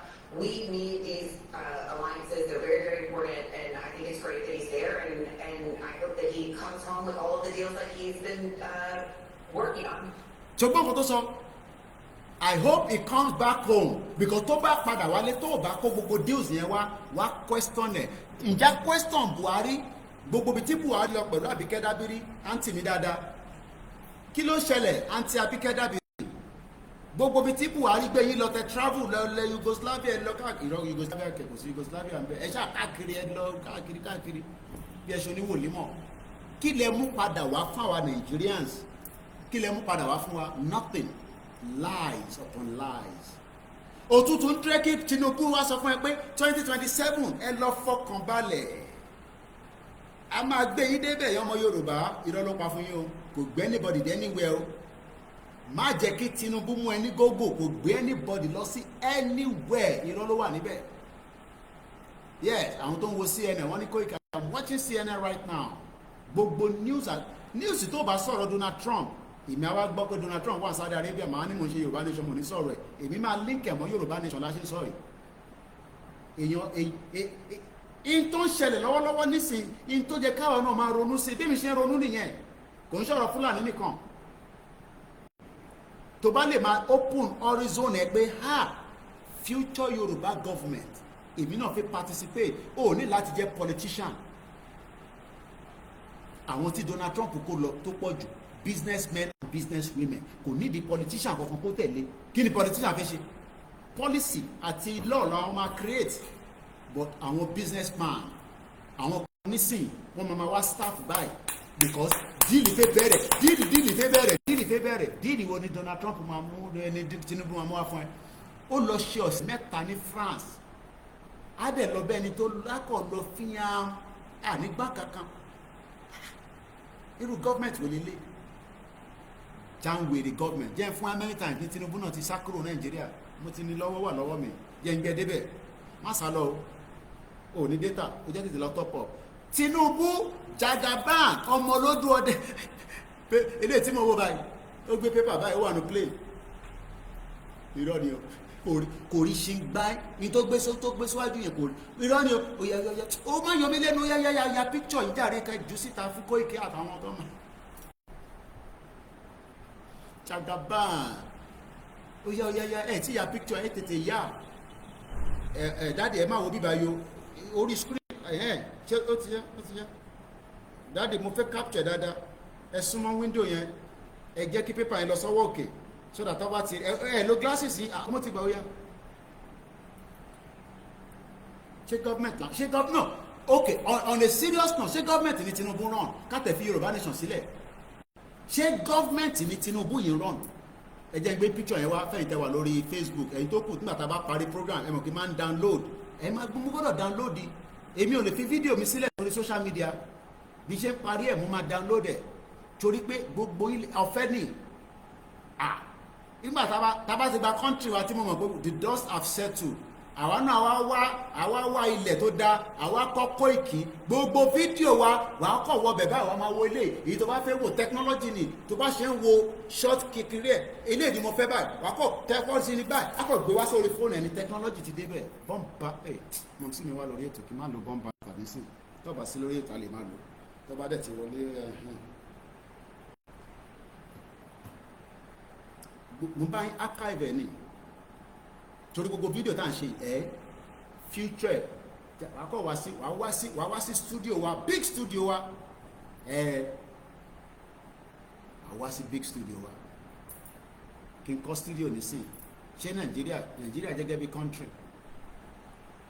ẹ̀yin ọ̀dọ́ orí bó ṣe ń wò mí I'm like what this guy talking about ṣó ti rà wait the Yoruba people gbogbo ẹ̀yin tẹ́ ń béèrè lọ́wọ́ mi pé báwo la ṣe máa rà á ní Yorùbá land mo ti pe bàbá lánàá professor so wọ́n ń ṣètò ẹni tí ó wà lọ́wọ́ ẹ̀ wọ́n ní 200 copies kan wà lọ́wọ́ ẹnìkan nílé so tó bá ti fún mi ní update yẹn bàbá gbé ó máa busy lẹ́nu ní ọ̀rẹ́ fún mi fẹ́ yọ bàbá yẹn lẹ́nu màá fún yín ní nọ́mbà yẹn ẹ̀ pé èèlò ni mo mọ̀ but ní abroad tẹ́ bá fẹ́ rà l'Amẹ́ríkà èyí tẹ́ ti ń pè mí mo ti fún yín nọ́mbà yẹn kan l'Amẹ́ríkà tó bá dẹ̀ pé ní UK à fún yín nọ́mbà alájà Queen Ara tèmi lélẹ̀ òyìn ṣe gbé dání bí ọmọ kókó ṣe gbé báyìí future Yorùbá government ayẹkẹ́ni kankan gbé ẹni gógó Nàìjíríà ti tán ṣé gọ́ọ̀mẹ̀ntì ní Tinubu ràn lọ́wọ́lọ́wọ́ yìí ṣé gọ́ọ̀mẹ̀ntì ní Tinubu ràn lọ́wọ́lọ́wọ́ yìí mò ń béèrè lọ́wọ́ ẹ do you think it's a government jẹ́ gbẹ́ débẹ̀ ẹ̀rẹ́ kakọ́ change background yẹn màá wá sọ how many times ní Tinubu ti travel while we are doing that kashima gbélé lọ́lọ́. So because Saudi Arabia is an important ally, you just help those at the other stuff? Look, nobody in the world is perfect. Nobody gets along with nobody agrees with everything that everybody does. ṣùgbọ́n nobody bàbá Akíntóyè ó ń kí Tinubu that means pé olóṣèlú ni mo ti dé pẹ̀lú àwọn yẹn láàárọ̀ so mo tún fi burn energy mi fáwọn yẹn tí wo program tí mo ṣe láàárọ̀ ẹ lọ wò second one là ń bá lọ yìí a tún padà bọ̀ létà back to back ni media tó kì í sleep ní bíbá yìí àwọn ń sùn bí àṣà máa sọ fún ìyàwó máa ní sójà no dey sleep èyí tẹ́ wà lẹ́yìn ṣe ti rí Tinubu ọmọ ṣe ń global ṣe ti rí pépà tó gbé dání irọ́ ni o fake jẹ́ngbẹ́ débẹ̀. President Bola Ahmed Tinubu has travelled 19 times in 2 years. Eléyìí máa bí ti Buhari o. Eléyìí máa bí ti Buhari o. In 2 years, ó ti travel 19 times in 16 months. Buhari lò 8 years. Ó travel 51 times. Tinubu ti travel 19 times out of Nigeria. Kò dẹ̀ tí ìbú kọ̀ọ̀kan padà wálé. Kò tẹ̀ mú bọ́ńbọ́ǹsì wá pé ẹ̀yin ọmọlé o.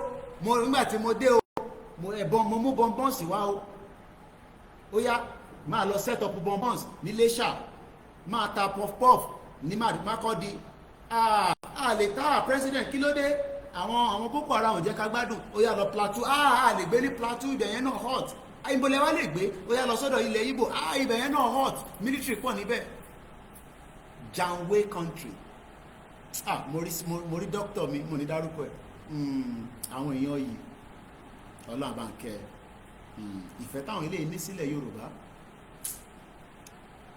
wọ́n kàn sunkún lójoojúmọ́ ọlọ́run nípa wá lẹ́kún ọ̀hún pé èmi odindi dókítọ̀ mo wà l'Amẹ́ríkà mo wà ní Canada òfin mọ̀bí tó wà ń bọ̀ máa sọ fún ẹ̀ ó ti wọlé mo ti rí òfin mọ̀bí tó gbà wọlé ó send message sí mi lẹ́nu ó ní Mr. Koiki ṣé everything wà okay ṣé kí n tún fi nǹkan kan ránṣẹ́ sí yín ẹ bá fi ránṣẹ́ sí mi náà àgbà ọkùnkùn tí ni mo máa ń gbowó lórí platform mi ni tọ́pá ti gbọ́ owó báyìí ara máa ń ní wọ́n ni àbí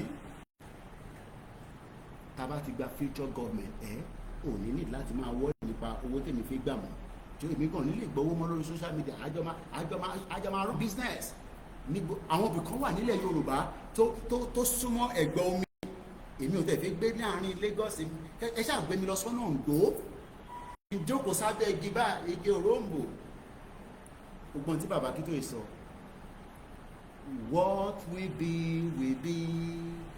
que sera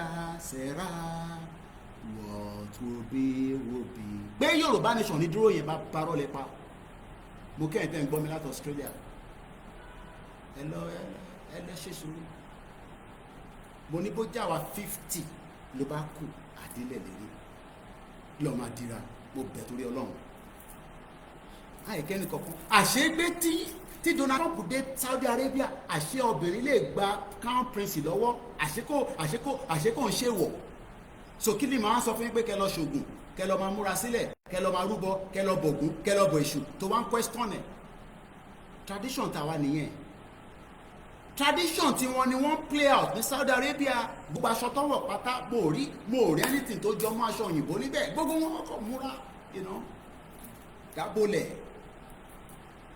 yẹngbẹ́dẹ́bẹ̀ wọ́n ní Tinubu Jagaban ọmọlódó ọdẹ ó travel kúrò ní Nàìjíríà I'm sure pé as a time tí mo ka ilé tábà máa add sí àti jù bẹ́ẹ̀ lọ 19 times amid petrol crisis and a protest threat mo kí Mr. Adeyemi wọ́n ní Mr. Koiki bí Tinubu fẹ́ bókọ̀ Yorùbá máa lọ èmi tẹ̀ ní kó tẹ̀ ẹni tó bá òun kó wá ṣe ṣé òun náà máa wà láyé forever ni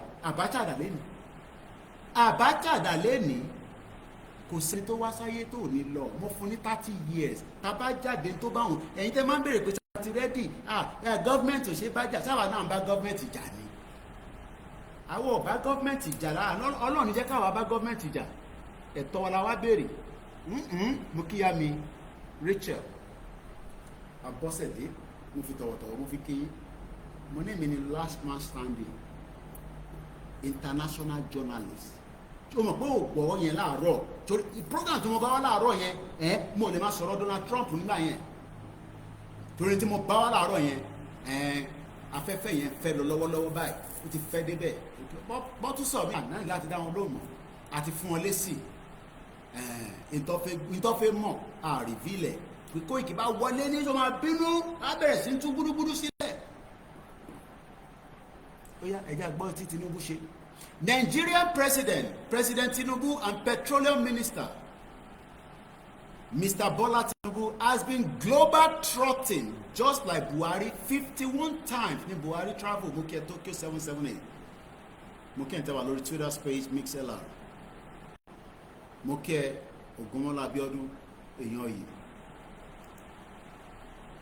Nigerian President and the Petroleum Minister Mr. Bola Tinubu has been global trotting since he came to power on May 29, 2023, traveling 19 times from France to China, even at a period of petrol crisis and confusion instigated by the state-owned Nigerian National Petroleum Company, NNPC, limited, including threat of protest by Nigerians.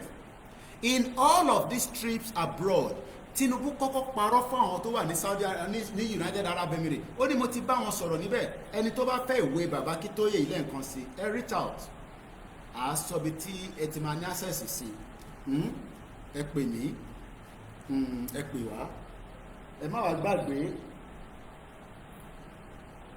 ó wà important ká níwèé lọ́wọ́ mo kẹ́ Rugi Giant mo kẹ́ ìtẹ̀mí lórí Twitter space kò ní bàjẹ́ fún gbogbo wa. Que sera what will be bàbá ló kọrin yẹn sí mi létí níjọ́ Sunday nígbà tí adọ́dọ̀ wọn. Que sera what will be nígbà tí bàbá 90 years ó sọ pé what will be kí ni ìwọ wá ń bẹ̀rù fún òfin kú ikú kan pa anybody ẹ̀tọ́ wa là ń béèrè fún. Mo kí Ọlákúnlé òun ti rìnrìn àjò kékeré kan lénìí ọlọ́run bá máa fi ṣọ́ ẹ̀ṣọ́ ẹ̀ àníṣe lásán. ẹ máa wọ́n ní àpò Kóìkì báwo ló ṣe mọ gbogbo àwọn báwọn rà torí mo jẹ studio mi náà mo kúkú máa wà orí dẹ́sìkì náà ni mo kúrò lórí dẹ́sìkì ọlọ́run ló fi fún wa. wọ́n wò mí báyìí èmi náà wò wọ́n àwọn kájọ ń wọra wọ́n wò mí báyìí èmi náà wò wọ́n ọ̀nà àbó máa sọ̀rọ̀ Kóìkì kí n gbá etí ẹ mo ní kò dákẹ́ má sàn kankan ìwọ kọ́ ló fẹ́ jáde àwa la fẹ́ jáde kí ní kàn wọ èyí tán ní kí wọ́n máa bọ̀ ń lé ẹ̀ṣá ní kò ṣe ṣùgbọ́n àti ní kò má wà sí Áfíríkà ọmọ yóò kí ń gbọ́ràn ó ń gbọ́ràn àwọn kan wà bẹ́ẹ̀ wọ́n ń bínú báyìí pé sáwọn ní kí n wálé àwọn ní kí n wálé ṣé mo wá ń dáàtì iṣẹ́ táwọn lè ṣe ni ẹ ríran wò á dàbí múvì fún gbogbo wa. Ẹ mọ̀ pé Ṣòwòrẹ́ náà ti sọ pé wọ́n máa tẹlifáìsì ìgbà tí gbogbo ẹ̀ máa ṣẹlẹ̀ nínú Nàìjíríà dẹ̀ lọ ti kọ́kọ́ tẹlifáìsì pé wọ́n ń ja ogun lágbàáyé ogun Biafra it was televised. Eléyìí tó ń bọ̀ yìí náà wá tẹlifáìsì ẹ̀ wọ́n tó ń tán pera wọn gbogbo wọn wọ́n gbogbo wọn pátá wọ́n tó ń tán pera á pọ̀ jù wọ́n lọ.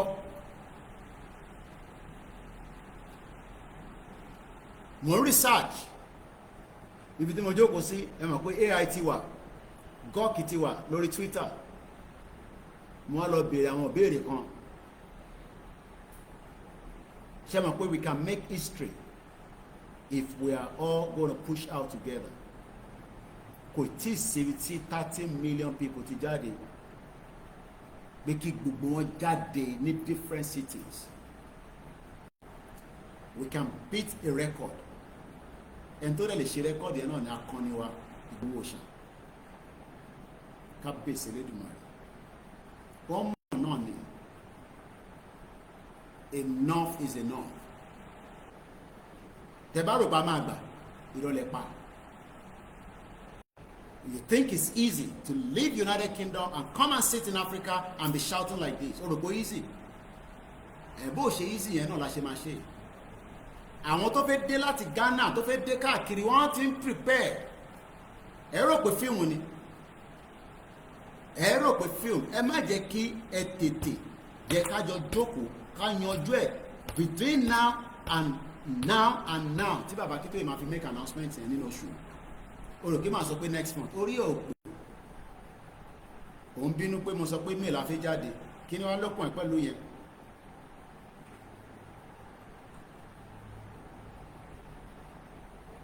Ọlọ́run bá wà pẹ̀lú ẹ̀.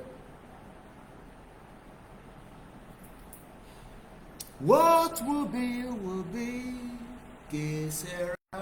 Ṣé ká padà sọ́dọ̀ Donald Trump torí ẹ̀ la ṣe wà mo rẹ̀ fi ṣe 2 hours lọ adẹ̀ ti ṣe 1 hour 30 minutes so that màá tún lọ relax díẹ̀ àtúpadà wá ká máa ṣe bẹ́ẹ̀ díẹ̀ torí àwọn tó wà nílé ká má bàa jó gbogbo bátìrì tán.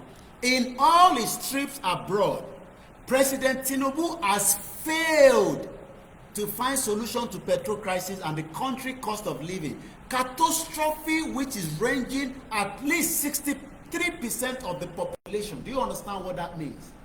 Pé kí ló ń káàkiri fún o tí sort out tó wà nínú ilé o wá global trotting wọ́n káàkiri bí ẹṣọ níwò límọ̀ gbogbo bó lè ṣe ń jáde yẹn kò mú pọ́pọ́ọ̀fù padà wálé pé ẹtẹ̀ lọ́ máa bẹ̀rẹ̀ owó pọ́pọ́ọ̀fù níbẹ̀ yẹn o. Let's look at the trick. Following the footstep of his predecessor ọmọ Fúlàní, báwo la ṣe allow kí ọmọ Fúlàní wá di president mọ́ wa lọ́wọ́ ní Nàìjíríà? Ṣé Fúlàní part of Nigerians ni wọ́n ni wọ́n aṣáàgbọ́ pé they are not Nigerians. So how did Buhari became the president? Tí kò bá ń ṣe pé wọ́n tó gbogbo lè yẹn by bringing him as a military man. Ó train ní Sandals ní Britain òun àtàwọn Ọbásanjọ́ gòwàn gbogbo wọn criminal Britain ló train gbogbo wọn.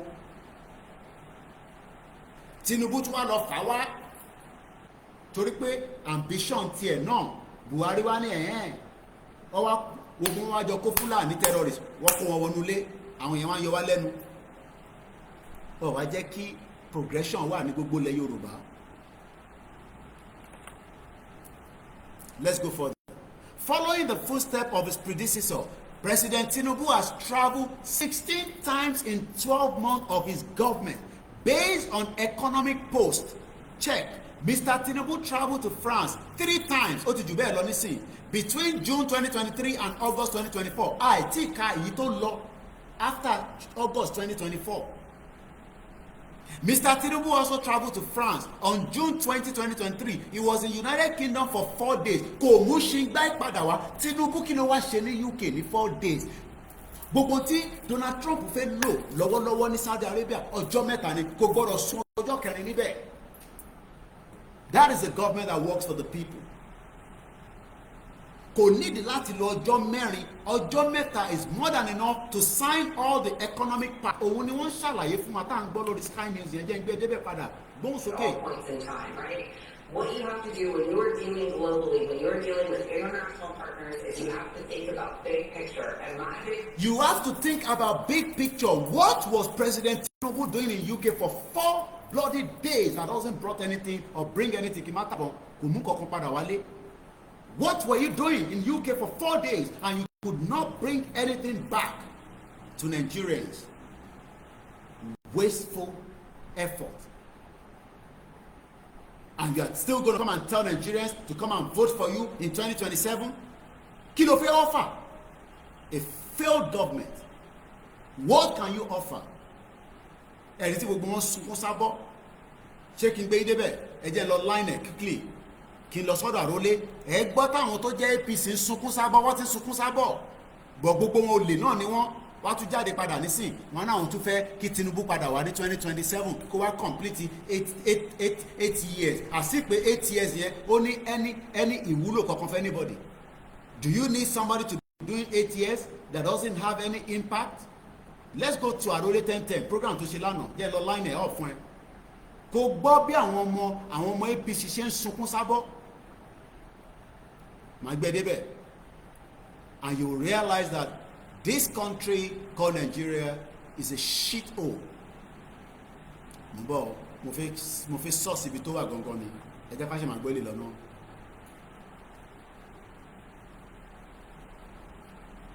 Is always going to be what happens in great power competition. Saudi, Qatar, the UAE, these countries want to be with us. They want to do business with us. They like America. They prefer us to others. And so we need to have them. Ẹ jẹ́ ká lọ gbọ́ Arole 1010. Kẹwo báwọn ọmọ APC ṣe ń sunkún sábọ́. Àbá sọ fún yín tẹ́lẹ̀ pé Tinubu tó ń travel káàkiri kẹ́ ṣe oníwòlé mọ̀ òun náà wá gbádùn ayé ẹ̀ ni. Ìyẹn ló ṣe sọ pé èmi ló kàn kó kán gbogbo wa. Let's listen to Arole 1010 program tó ṣe lánàá. Iṣẹ́ fún mo rí ẹ̀yẹ́ yan ẹ̀gbọ́n ẹ̀yẹ́ ìbò fọwọ́sowọ́pọ̀ kẹ̀ẹ́dí àgbọ̀gbọ̀ Yorùbá nation náà tó. Mẹ́gà àdúgbò tẹ̀ bá ti gbọ́ pé ó ti dé ẹ̀jẹ̀ ìgbòho jáde ìgbé máa dún àgbègbè máa dún ẹ̀jẹ̀ àgbàgbé pátápátá Oòduà ló wà òkú gbogbo ọmọ Yorùbá nílé àti lókè òkun. Fídíò tí mo ní bàbá yìí ní fáàsì mo máa fi kásẹ̀ tó nílẹ̀ o ẹ̀rọ òun àti ìkànnlẹ̀ ẹ̀yìn yan ní ẹ̀ṣẹ̀ mo dúpẹ́ o gbogbo ọmọ ojú òjìye nílé àti lókè òkun. ẹ̀jẹ̀ ẹ̀gbọ́n tó fẹ́ sọ ẹ̀gbọ́n ní sí. mo kí yín o ẹ̀yọ́ ọmọ aládé odò àdóhà o kò ní bí ọ̀dà rẹ̀. àṣẹ o. Fídíò tí mo sọ fún yẹn mo máa fi kásẹ̀ tó nílẹ̀ ẹ̀ṣẹ̀ mo dúpẹ́ o ká ní wọ́n dá fún mi káyọ̀ tó ìdé ìwọ ẹ̀ṣẹ̀ ìdìbò ni ẹ bá mi ṣẹ́ ètò yìí o onílé lálejò ẹ̀jẹ̀ jáde láti sọ̀kọ̀. ǹbọ̀ tó gbé yín débẹ̀ ǹbọ̀ ẹ má bínú fídíò tó ń fẹ́ play gangan lélẹ̀ ó ti lọ too fast tẹ́lẹ̀ a máa gbọ́ nísìn ẹ̀rí bí bàbá yẹn ṣe ń sunkún sábọ́ ó ní Tinubu ṣoore ti jẹ́ kí Koiki máa tutọ́ sí wa lára ìwé ẹ̀ mo fẹ́ ká gbọ́. Your Excellency. Mbọ̀ ṣé ẹ̀ ń gbọ́ dáadáa bí a ká pí bíbà since tí mo sì ní spare phone ní bíbà kó jáde ní bíbà gangan instead fi jáde ní òkè ọ̀yà long ẹ jẹ́ ká gbé wá sí close by sí bíbà mo ti bàyẹ̀ pé mo lè lọ ní bíbà màá lè ṣó yín lẹ́nu yẹn ọ̀yà.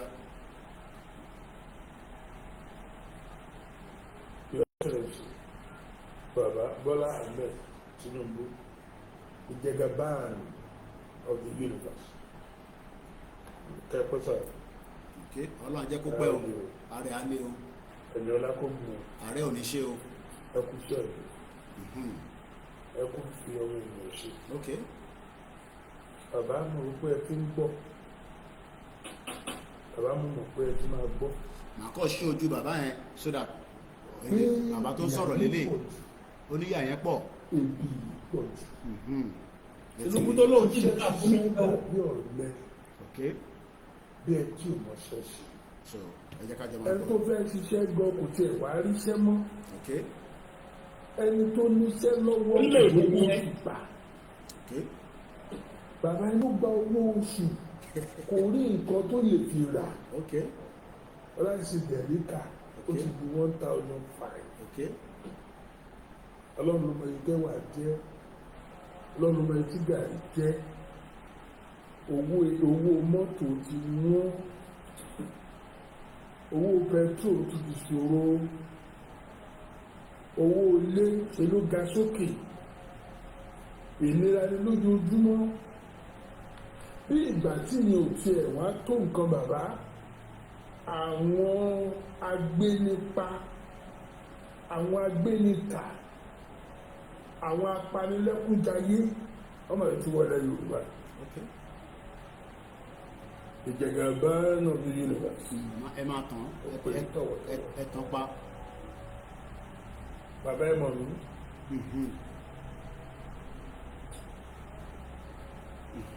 Wọ́n tà ń sọ ní pé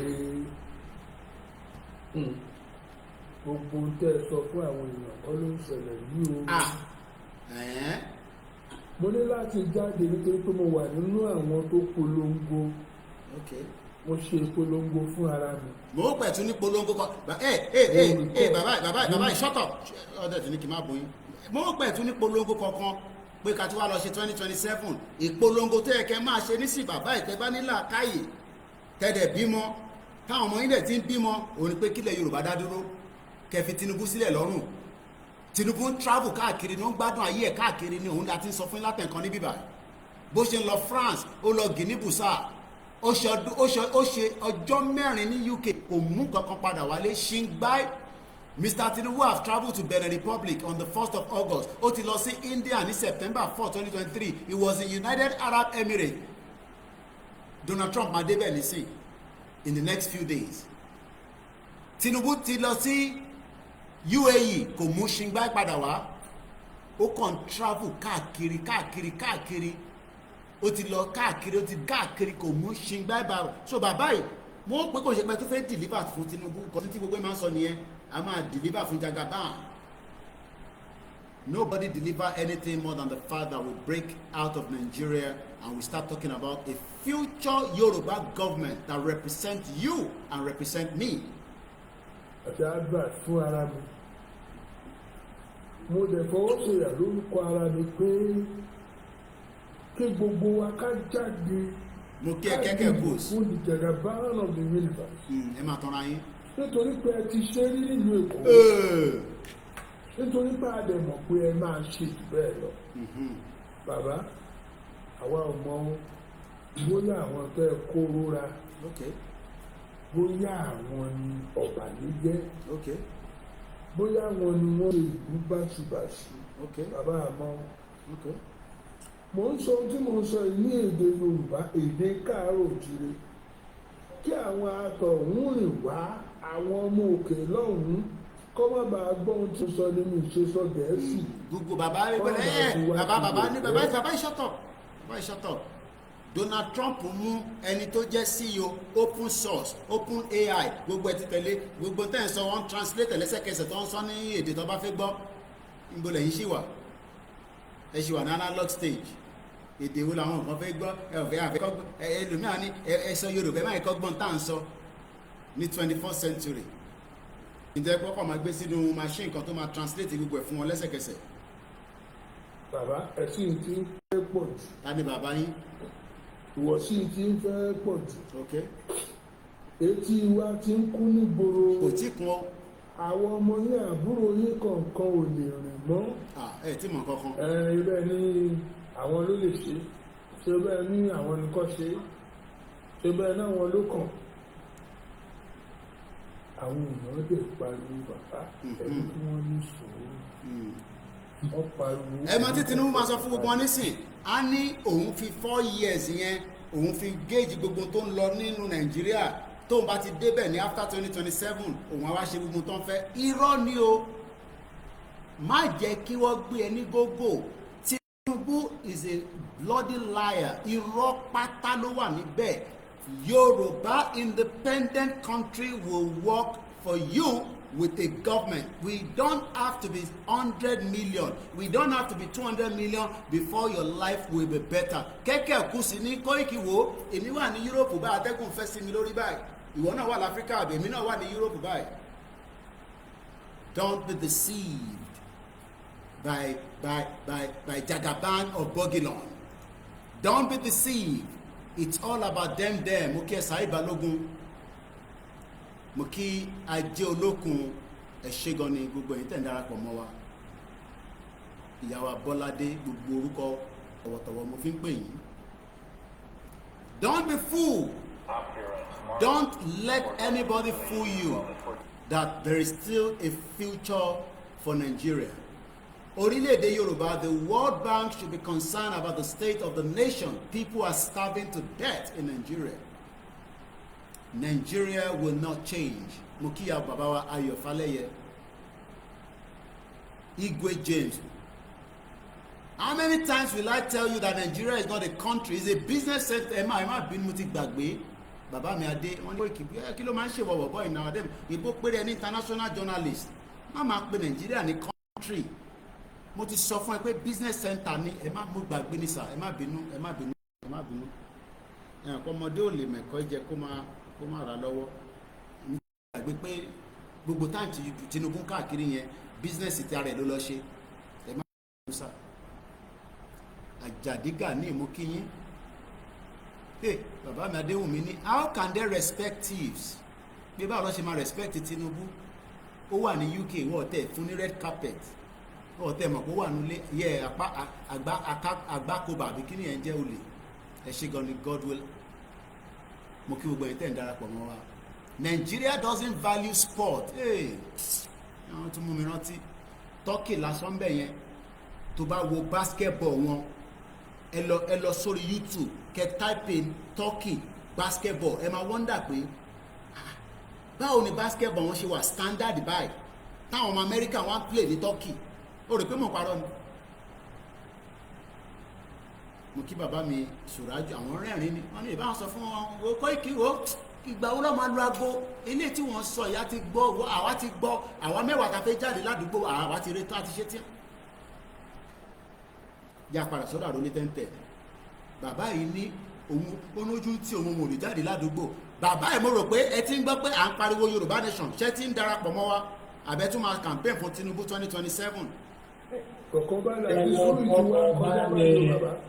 ìyà ló bọ́ sí ọmọ ẹ̀ ọgbọ̀n yìí ló bọ́ sí òṣì ló bọ́ sí àìní ló bọ́ sí ẹni tó lọ́mọ ní iléèwé ò lè sanwó iléèwé ọmọ mọ́ ó mà ṣe o ẹni tó ń gbénú ilé ò lè sanwó ilé mọ́ ó mà ṣe o mẹ́kú. gbogbo tó ń sọ yìí Tinubu máa pọ́ǹpù owó síta láìpẹ́ tó bá ti pọ́ǹpù owó síta àwọn èèyàn ní gbọ́n kankan mọ́ olúkálukú máa wá nǹkan tó fi jẹ lára ẹ̀ lẹ́sẹ̀kẹsẹ̀ ó yá ojú wọn máa ràn báyìí ni tó bá wá tó wá débẹ̀ tán bàbá tó máa bá Koiki ìbòlẹ̀ bá Yorùbá nation yẹn dé ẹ jẹ́ ká jáde ká béèrè ẹ̀tọ́ wa àjà àwa jà àfẹ́ jà àmọ́ jà ọ̀lẹ ni wá ẹ jẹ́ ká create history ẹ jẹ́ kí history mọ̀ dájú pé ní ìgbà kan rí tọ́nà fẹ́ ṣe independent ìlú kan tí wọ́n tún yàtọ̀ ṣé rí gbogbo òru tá à ń lò tá a máa ń lò yẹn history táwọn lò fìgbà tí wọ́n nìyẹn ẹ jẹ́ kí tiwa yìí náà yàtọ̀ fáwọn tó ń béèrè ìbéèrè òmùgọ̀. wọn ò lè jẹun ẹ̀ẹ̀mejì lójúmọ́ mọ́ máa ṣe mẹ́ta méjì òjọmọ́ àfẹ́kọ́ ààrí gbígbà bá a bá sùn a ò lè díjú ọmọ Yorùbá ààrẹ Nàìjíríà kò sálàáfíà kò sí ìfọ̀bálẹ̀ kò sóúnjẹ kò síná kò sí pẹtrol níbo láwà sá lọ bàbá ẹ dákun. ẹ ń parọ́ mọ́ Tinubu ni ẹ ti wá bàbá yìí ti wá àdìmọ́ ó dà ń pé àwọn kan wà tó lè bá wa sọ bí a Tinubu wọ́n ń parọ́ mọ́ ni àbí wọ́n parọ́ àwọn tó dẹ̀ mọ́ ń pa ẹ̀ àwọn ni a fẹ́ gbọ́hùn wọn yìí bàbá yìí ti ń parọ́ bàbá yìí ti ń parọ́ Tinubu yá bá wa sọ̀rọ̀ kí ló sọ. Because of fuel has gone up, food and other prices have followed it. Households and businesses struggling. Things seem anxious and uncertain. I understand the hardship you face. I wish there were other ways, but yes, no. nǹkan tó sọ kọ́ nìyẹn ẹ má bínú mo parọ́ mọ́ ni tó sọ kọ́ nìyẹn because of fuel has gone up, food and other prices have followed it. Households and businesses. ẹ̀yin ará Abidjan ẹ má sọ French sí mi jọ mo gbọ́ Français mo ti gbọ́ Yorùbá dáadáa tún kọ French ẹni Mr. Koiki comment t'appelles-tu from Abidjan èmi náà ní je m'appelle Yomi tí mo gbọ́ nìkan nìyẹn àti gbọ́ Yorùbá dáadáa ẹ tún sọ French sí wa ẹ̀jẹ̀ àgbọ̀n tí a parọ́ mọ́ Tinubu ni Tinubu yá Jagaban kí ló sọ sà. Because of fuel has gone up, food and other prices have followed it. Households and businesses. So kí lẹ máa ṣe sí dádì. Things seem anxious and uncertain. I understand the hardship you face. I wish there were other ways. But yes, má jẹ́ kí wọ́n yìí má jẹ́ kó gbọ́ yẹn má jẹ́ kí àwọn orí tó àwọn àtàkùn program gbọ́ yẹn ó ti dójú tì mí nísìn ẹ bá má sọ yẹn dádì there is no other way àbí AI ní fídíò yẹn ó gbọ́dọ̀ jẹ́ AI kò gbọ́dọ̀ jẹ́ Tinubu ló sọ̀rọ̀ Sharpa Pro Max kò gbọ́dọ̀ jẹ́ Tinubu ló sọ̀rọ̀ kí lẹ sọ jàre Tokyo àwọn èèyàn spam mi sọ̀rọ̀ Koiki ká kọ́mẹ̀ntì tèmi jàre we don't need to wait for 2027 lo Koiki má dá wàhálà kankan lẹ̀ ìwọ àti bàbá ẹ mọ́tẹ́ máa ṣe kí bàbá announce àwa mẹ́wàá máa jáde àwọn èèyàn ti fẹ́ pè mú ò lọ́bi kankan náà tẹ́lẹ̀ mo fẹ́ parí ètò yẹn pé ká lọ sùn níbọ̀ ó dà pa àwọn èèyàn ní Koiki àìsí kúrò níbà yó ìwọ ló dá wàhálà ilẹ̀ jẹ́jẹ́ wa la jókòó ìwọ ló tó wá mú program wa bá wa o ẹja lọ gbọ́n tí bàbá yìí fẹ́ bá wa sọ bishop náà ni money man wa ni ó yá bishop ẹgbọ́n sókè. ẹ ṣe lọ́pọ̀lọpọ̀ tí kò bá ṣe wí tí let me not restrict it to only ọmọ Yorùbá tí ò bá ṣe pé àwọn ọmọ Nàìjíríà wọ́n jẹ́ ọ̀pọ̀lọpọ̀ ọjà wúyé ènìyàn bẹ́ẹ̀ àwọn tó jẹ́ àwọn tó dẹ̀ wá jẹ́ elite they are wicked set of people. ó yẹ kí wọ́n mo fẹ́ kẹ́yìn máa rí Tinubu ni mo fẹ́ kẹ́ rí orí ẹ̀. mo gbọ́ yín ẹ ó máa sọ̀rọ̀ bíṣọ̀. yẹ kí wọ́n mọ̀ ó yẹ kí wọ́n mọ̀ wípé that government seat needs the citizen help. The government seat, that government seat, àwọn kan ló ń ṣe àkóso ìlú yẹn pẹ̀lú gbogbo promise tí Tinubu fún àwọn people tí bàbá olóṣì yẹn, I'm sorry to call him olóṣì, tó sọ̀rọ̀ ní pé àwọn ṣẹ́ mú àwọn èèyàn tó stand up against them wípé wọn ò fẹ́ election tó jẹ́ pé because of gullibility of our people yìí wọ́n ṣe àwọn èèyàn ẹ báṣubàṣu wọ́n dìbò fún Tinubu ó wá yá ń sìn Tinubu jẹ́ fún gbogbo wọn lówó ọgbà owó wọ́n ti náwó yẹn tán báyìí ó wá yá ń sìn ó bọ́ sórí TV ó ṣe àwọn ò lè répo mọ́ àwọn ò lè rágbá mọ́ àwọn ò lè ń kọ́ tán jọ sọ kọ́ nìyẹn ìyá máa jẹ pásà ìyá máa lu bàtà fún yín ìyá gidi ẹ máa jó láì rí ìlú gidigidi ní Nàìjíríà yẹn ìyá máa lu pásà fún yín torí olórí burúkú lọ́pọ̀lọpọ̀ yín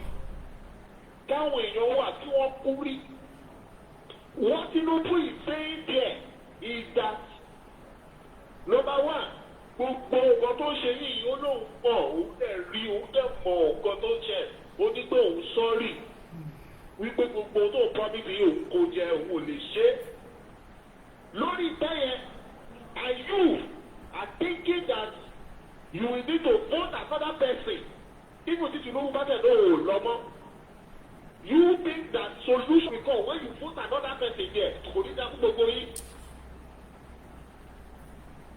Ara lọ́wọ́ máa fẹ́ sọ́pa gbogbo yín. Bishop Maniyi. Do you know Tinubu said I don't know maybe he's being controlled by somebody or not. That's why I said people need to know that they need to rescue people that are always on that seat. Kì í ṣe ọgbọ́n fẹ́ ṣe náà ṣe níbẹ̀ tó máa ti débẹ̀. He said he will reduce the purchase power capacity of the citizen and added more tax so that there will be inflow. Àwọn èèyàn dẹ̀ jókòó wọn tó pàtẹ́wọ́ fún. Wọn ò mọ ohun tó ń sọ. Ohun tó dẹ̀ sọ̀rọ̀ ó mọ ohun tó mọ̀. And I was looking, àwọn olóńkọ kìíní fún wa, ṣé kìíní ti wà lẹ́gbẹ̀ẹ́ tó dé bẹ́ẹ̀ ni? Ṣé IMF ló sọ kìíní fún ni pé kò tó máa ṣe nìyẹn? Àwọn IMF ò gbé bí. Wọ́n dẹ̀ sọ yín dẹrú. Ó ń sọ wípé agbára ẹni ìkápá ní ìṣúná ní láti máa ṣe ìṣòwò tàbí láti ra ọjà òun á sọ di òtún bá fẹ́ òun á gbé wálẹ̀ òun á tún wá di ẹrù wúwo ìṣàkọọ́lẹ̀ lẹ́yìn lórí. Ata ẹ̀dẹ̀ pàtẹ́wọ́ fún ṣé Tinubu ló wá jẹ̀bi exactly that is what Tinubu did. Nǹkan tó sọ òun mọ ohun tó sọ or it is under influence for that seat. Òun ló sọ pé ìsọ̀rí kò sí tó lè ṣe bẹ́ẹ̀ ẹ tún fẹ́ lọ dìbò. Okay, ẹ ń ra petrol with 1,000 naira ẹ ń ra up to 5 litres ẹ máa tún gba change pẹ̀lú bá ti sọ pé Buhari is bad. Pẹ̀lú bí wọ́n ṣe force nígbà Buhari àti 1,000 naira ọwọ́ yín ẹ ń ra 5 litres fuel ẹ tún gba change because a litre wọ̀ 170 or 80. Now, òun sọ fún yín pé òun máa reduce purchase capacity yín wà tún gbé táàkì lé fún tó ṣe náà nìyẹn náà. Now 1,000 yẹn tẹ̀lé ra 5 litre yẹn kò tó ra 1 litre fún yín mọ́. He has reduced your purchase capacity. Ó tún wá gbé táàkì lé. Now tax lórí iná tax lórí yìí kò dẹ̀ ṣe increase in salary or income. Ẹ bá jẹ́ pátá yàtẹ̀nẹ́ ẹ̀ẹ́dẹ́gbẹ́ orí yín kú alábọ̀dé ní gbogbo yàbí ẹ̀dùn lọ gbowó ìdìbò olóṣèlú wọn tún gbowó fún yín kẹtù lọ dìbò kẹwàá máa tún kóòsì lórí mídíà ọlọ́run ló máa bá ojú gbogbo yín jẹ́ tẹ̀ kó gbogbo ọmọ Yorùbá sí fún wàhálà tí aráàlú bá sọ fáwọn òdìbò kákòókò òdìbò yẹn kọjá ìlú ìpín straight láìjà láìjẹ̀kan láìdẹ́nìtì torí orí àgbèrè yẹn ò gbọdọ̀ gbófo tó bá ti gbófo wọ́n máa pe referendum ní kóníkà fún aráàlú ti gba sovereignty wọn padà nìyẹn. Fún táwọn sọ fún yín nígbà yẹn nìyẹn táwọn wèrè tó dẹ̀ bẹ̀rẹ̀ sí tọ́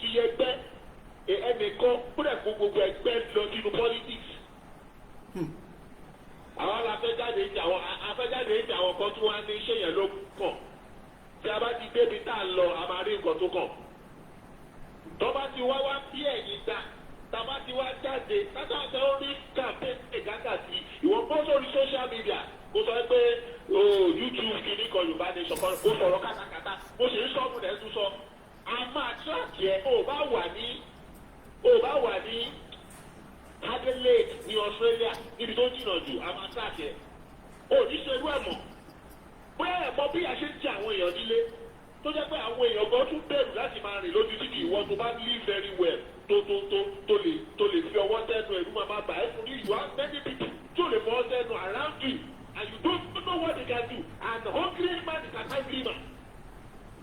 Kò ní tẹ́ gbogbo yín ni mo sọ tẹ́ẹ̀fẹ́ ìsinmi fáwọn ọmọ Yorùbá àrà ló máa sọ́pà gbogbo yín ó ti thank you.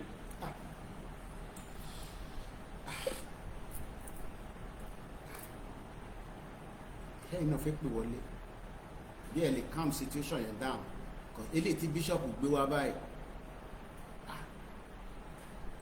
ibi tí bíṣọ̀pù gbà wọlé yìí wọ́n yẹ pé àwọn tó béèrè owó lọ́wọ́ bíṣọ̀pù pọ̀ ní wíkẹ́ndì yìí bíṣọ̀pù dẹ̀ lè meet up àdá máa sán pa wọ́n ṣé ká gbọ́n tí bàbá yẹn sọ tán délé àbí ká kọ̀ǹtì ẹ̀yin náà lè pè wọlé tẹ bá mọ studio number àbí ká end ẹ̀ kí gbogbo equipment àbí àwọn ó yá ẹ̀sọ́ tẹ fẹ́ sọ ẹgbọ́n sókè.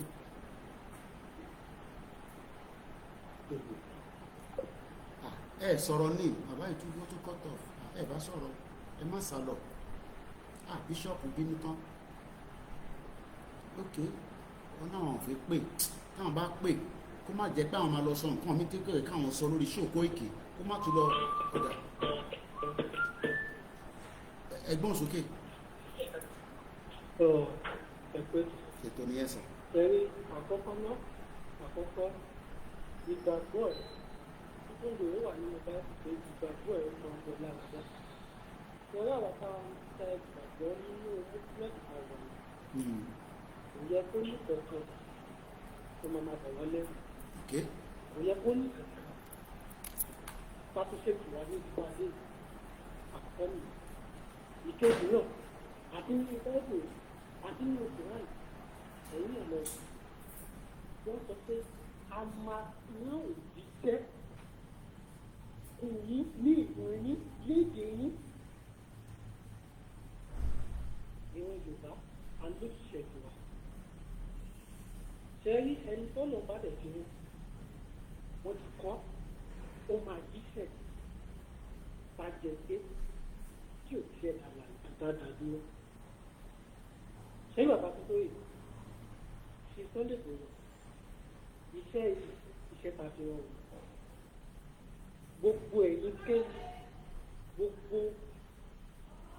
kò bá jókè kò bá jókè gbogbo wàhálà yín ìlàkàkà yín yípe ní òní dúró wàhálà àtọ́ ló máa jáde àtọ́ ló máa jáde àtọ́ ló yà sọ́ọ̀ ṣe rí táàbà tó pààrọ̀ fún ọmọ lókùsù gbogbo tó ti play back ló ti play back gbogbo tó ti ṣe sẹ́yìn òun náà ìlú ṣe lọ́wọ́ báyìí ló ti fẹ́ máa ṣe lọ́wọ́ báyìí òyìnbó tó bá dúró pẹ̀lú gbàgbọ́ ẹ̀ nínú movement yìí ò ní tẹ̀lé méjì pẹ̀lú anything tó bá gbọ́ wàá dúró títí lórí gbàgbọ́ ẹ̀ lórí movement yìí. wọ́n máa track wọ́n máa gbìyànjú wà á tọ́ ló máa já àmàdélẹ̀. iṣẹ́ wà lọ́wọ́ ẹ iṣẹ́ wà lọ́wọ́ mi fún ara mi iṣẹ́ wà lọ́wọ́ wọn lọ́wọ́ tàwa yìí.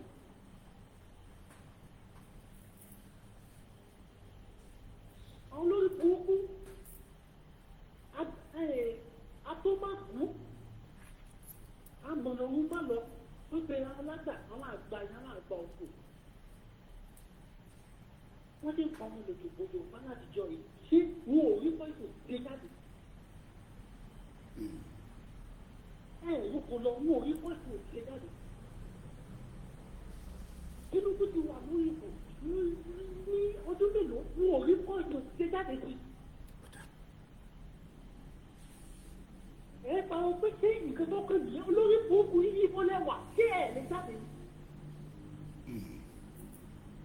jáde kẹ́ nídìí ẹ̀. Ṣé bàbá tó sẹ́ẹ̀dì kan ṣe sáré tí mo gbọ́ láàrọ̀ mi? Ìbànújẹ́ ayé àgọ̀gbẹ́ àkẹ́kẹ́. Aṣẹ́dùmarè. Olórí burúkú ni ẹ̀ kí n ṣe èèyàn. Ẹnu kò ní yóò kàn dá oṣù tó kàn dá sí ìyẹn lóra. Àwọn yẹn ń pariwo, wọ́n ibi pa wọ́n.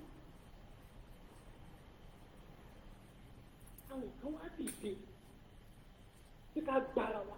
Èyí tó wá fọ́ọ̀nù òṣòfò fọ́ọ̀nù tó yẹ kó Ọlọ́run máa gbóhùn lẹ́nu yín ni.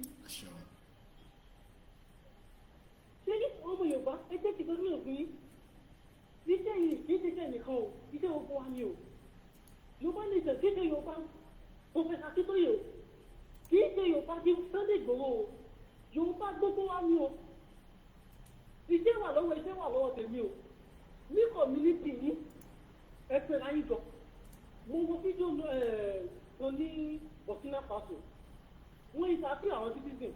Wọ́n sùn ní Adà House. Ẹnìkan wọ́n bèèrè lọ́wọ́ pé ṣé ẹnìkan ló ní kí wọ́n ṣe lọ rárá. Àwọn ni wọ́n pẹ̀lú àwọn jọ pé kí ni nǹkan táwọn lè fi ran ìlú àwọn lọ́wọ́.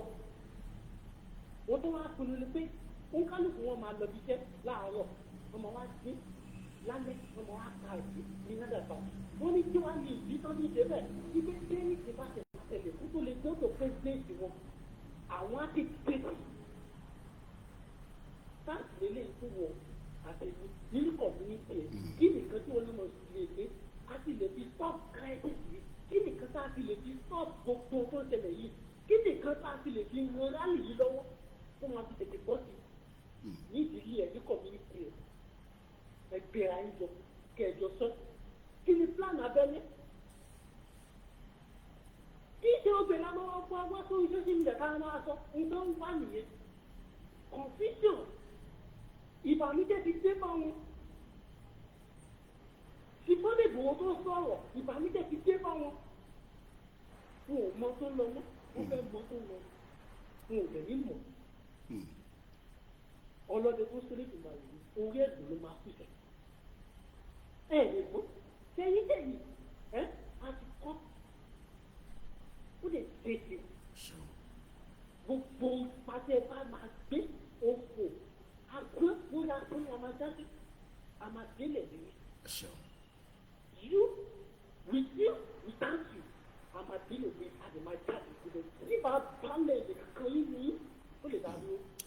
Orí tẹ ilé ìgbìmọ̀ àwọn ó dẹ̀ dìde ọ̀dọ̀ láti ṣe. Ẹ ṣe gan ni.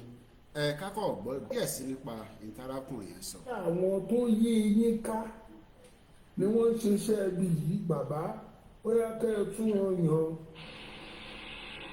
bóyá kẹ́yìn fún ara yín dẹ̀ mójútó iṣẹ́ tẹ́ ẹ fi lé wọn lọ́wọ́ wọn ò ṣiṣẹ́ kankan o.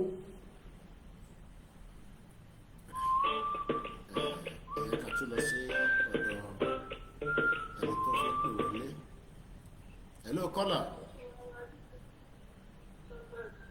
Ẹ bá mute background yẹn, mute yẹn mọ́lẹ̀ pátápátá. Hello. Ẹ ti wọlé à ń gbọ́ yín sà. Hello. À ń gbọ́ yín. Ok, ẹ kú ètò. Ọlọ́run ló tó. Ẹ kú wo bó ṣe ń lọ. Ẹ jẹ́ kí n mọ̀rọ̀ látòrí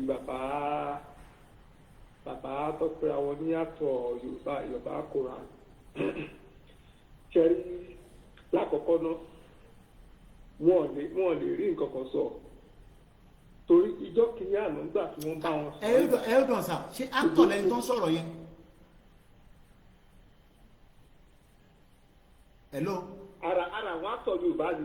èmi ò wo Yorùbá movie èmi ò mọ̀ lára àwọn tó jáde ńgbà yẹn náà nìyẹn. ara wọn àtọ̀ Yorùbá ni ṣe dígbà ìgbà kan bá wọn sọ́gbà yẹn tán kò gbálẹ̀ yẹyẹyẹ lọ́wọ́ pẹ̀lú Rónkẹ́ Òṣòdì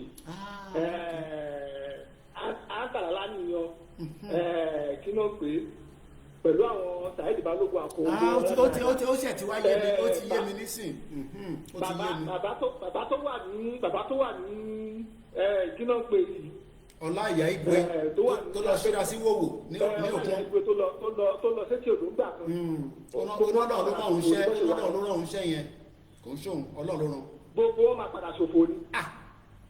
ṣebí ó sọ̀rọ̀ kì í ṣe tọ̀rọ̀ eré gbogbo máa padà ṣòfò ní ṣebí ọba kàkí àkáàtì gbogbo ìgboro ń sì báyìí ọ̀pọ̀lọpọ̀ wọn bá Gbàlá Gabriel àwọn òró jẹjẹ àwọn òrí ti ní kàn ṣe kò sílẹ̀ tí mi ò kí ń wò lórí YouTube báyìí máa wò pé ayé ogun yín náà lélẹ̀ báyìí nílẹ̀ ọ̀n bá ọ̀pọ̀lọpọ̀ ogun ọ̀sángbà yẹn ó dà gbà pé àwọn tó ń sọ̀rọ̀ yìí wọn ọmọ kan tó ń ṣe ọ̀pọ̀lọpọ̀ ogun gbogbo wọn ló ń lọ káàkiri tó ń travel out tó ń rí bí ìlú ẹlòmíì ṣe rí ìlú tí wọ́n wà bẹ́ẹ̀ ó bàjẹ́ débi tó bàjẹ́ délé ni ọ̀tọ̀ wa náà àwọn náà bàjẹ́ délé ni gbogbo wọn máa padà ṣòfò ní bó ṣe wà yẹn. nǹkan tí bàbá Awólọ́wọ̀ ṣe sílẹ̀ tó yẹ kí wọ́n jẹ́ kí wọ́n jẹ́ kí nìyẹn wọ́n jẹ́ kí ètò yẹn kó lọ gbére òun ló tẹ̀ sílẹ̀ yìí báyìí níṣì báyìí gbogbo ṣáàbù pé níbo la bára wa nítorí Ọlọ́run for example kìíní tó wà ní kí náà pé ẹ́mbásì tó wà ní Saudi Arabia Yorùbá ló ní ẹ́mbásì yẹn eléyìí tó wà ní UK Yorùbá ló ní wọ́n gbogbo wọn pa ọgbọ ẹ̀rẹ́ mọ́ Nàìjíríà lọ́wọ́ pa ọgbọ ẹ̀rẹ́ mọ́ Nàìjíríà lọ́wọ́ nísìnyí báyìí ẹ̀jẹ̀ ká wò à ń sọ̀rọ̀ pé kìíní kan ìgbà kan Yorùbá àti Singapore ọ̀nlẹ̀ Yorùbá gbà kan ni òun lélẹ̀ ti bá Yorùbá ló wá pé à ń wọ́nà bá ti máa sá lọ sí Singapore bá ti máa sá lọ sí Brazil bá ti máa sá káàkiri gbogbo orílẹ̀-èdè ọ̀pọ̀lọpọ̀ àwọn ọmọ wa ló wà káàkiri tó yẹ pé wọ́n àti jẹ oúnjẹ sẹ́nu ara wọn ó di ọ̀run sí wọn lọ́rùn kí wọ́n náà bá káàkiri kí là ń wá káàkiri òkè nísìnyí báyìí ọ̀nà kò dáa omi kò sí iná kò sí gbogbo orílẹ̀-èdè táwọn káàkiri wọn ní ìdá kan wọn ní sábà pé ní ìdá kan nǹkan tá a ní nílẹ̀ Yorùbá wọn ní kọ́tà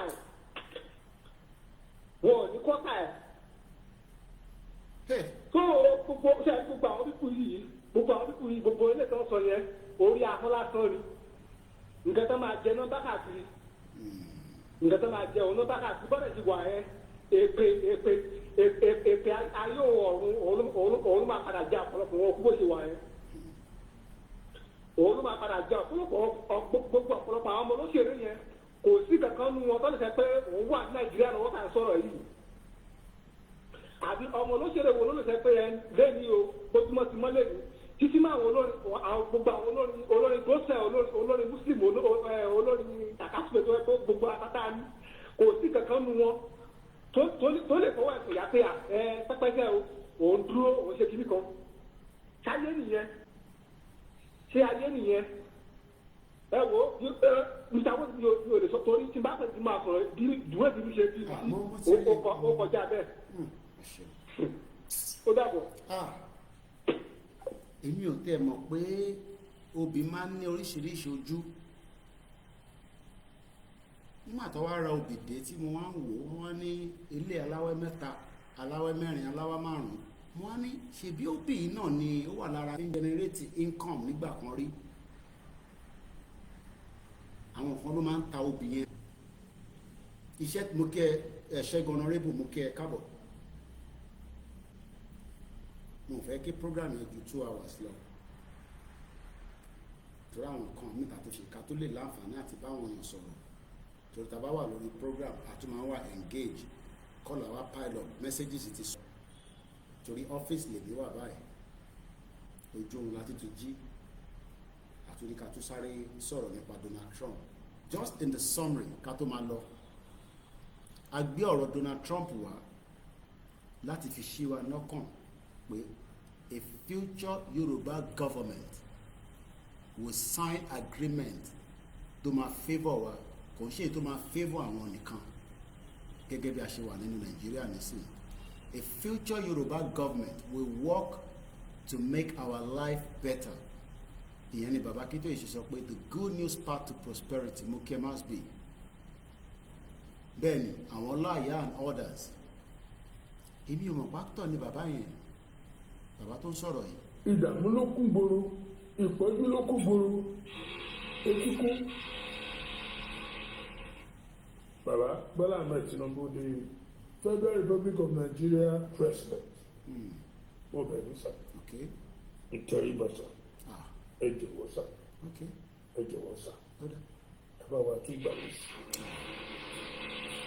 Ọmọ ọ̀ràn mi náà nọ́mbà tó ń pè sí yẹn kọ́ ló máa pe o studio number ló máa pe o by now pé kẹfì ní studio number mo mọ̀ kẹfẹ́ pè wọlé ẹ wà lórí program studio number yẹn máa pè síta by now ẹni tó bá fẹ́ pè wá studio number ẹ jẹ́ sáré pè síta +447404405917 4 méjì dáadáa 7404405917.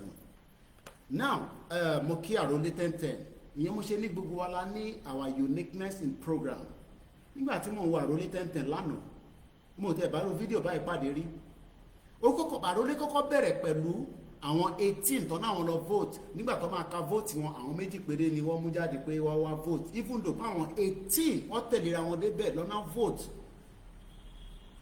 ẹ jẹ́ ká wá gbọ́ bí àròlé ṣe gbé wá sí bíbá nígbà tí Jagaban tóun náà sọ̀rọ̀ níbí bá ẹ gbọ́ bí Jagaban ṣe sọ bó ṣe ń fa tátátáta níbí bá mú fast forward ẹ ní o. ẹyọ kan ni máa fún ni ẹyọ kan torí èmi ni fẹ́ sọ̀rẹ́ndà right mi fún yín.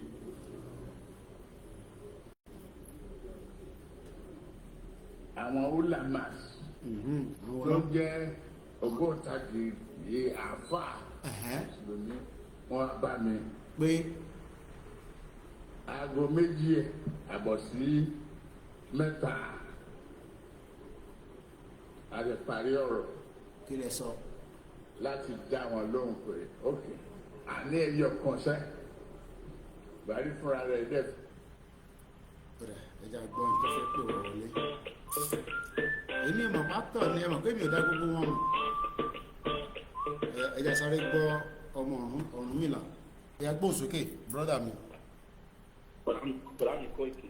Gbóhùn sókè à ń gbọ́ ẹ kú ètò ṣẹ́rí èmi gbé another angle èmi gbé wá sórí program yìí lẹ́yìn Olami Koiki ṣẹ́rí mo ti notice nǹkan kan for the past 2 months àtìgbà tí mega rally announcement tó ti ń rap tó ti ń step up tá a ti declare date. mo ti make àwọn calls in Nigeria and the first thing tí gbogbo wọn sọ fún mi ń pé for some reason out of nowhere federal government ti bẹ̀rẹ̀ sí bastardize the network ní Nigeria. Now this is my point. Wọ́n mọ̀ pé power of information is very very critical and Tinubu as the president and the people working around him, they know the power of media. That is the first thing. If I do anything from Tinubu, I will give him one props. Tinubu understands the power of media. And he knows that if you control the media and you control the narrative going on the media, you have completely locked everybody in a total bondage. Now, one more thing was seen on in Nigeria because and most of Nigerians tó jẹ́ táwọn ọmọ Yorùbá wà nù ẹ̀ tàbí tàmá jáde lágbára Ọlọ́run. Tinubu mọ̀ pé most of our ọmọ Yorùbá we don't have time for watching television anymore. Everything relies on social media. Now, to frustrate the good work person ṣe and the good work tí gbogbo àwọn agitators Yorùbá nation àtàwọn ọmọ Yorùbá àtàwọn ọmọ Yorùbá òdodo that we are clamoring for the glorious nation of Yoruba nation to come to pass. The only way to disrupt that energy to circulate among the people is to make the internet and the cost of data be extremely unbearable for the masses to even afford. Àwọn èèyàn lè máa sọ pé tariff ló ń ṣe. Yes, they can do tariffs. But behind that tariff, there is an hidden agenda that benefits the federal government in promoting their media push to the public. So, you think, they a broadcast. Instead of káwọn èèyàn join the broadcasting, they will think twice and say èmi tí mo ní data tí bá lo data mi fi wo broadcasting yìí sìn I will be left with like nothing. Níbo ni màá ti rówó tí màá fi reload the data mi tí màá fi máa ṣe more other things. Ṣètìlí wasn't control in a backward way. Téèyàn bá fẹ́ control nǹkan, you don't have to shut the whole thing down. You can start by step and chop it till you get to the head. Àwọn àgbà Yorùbá ló máa sọ pé ẹni tí bá fẹ́ gé kò ní gé látòkè.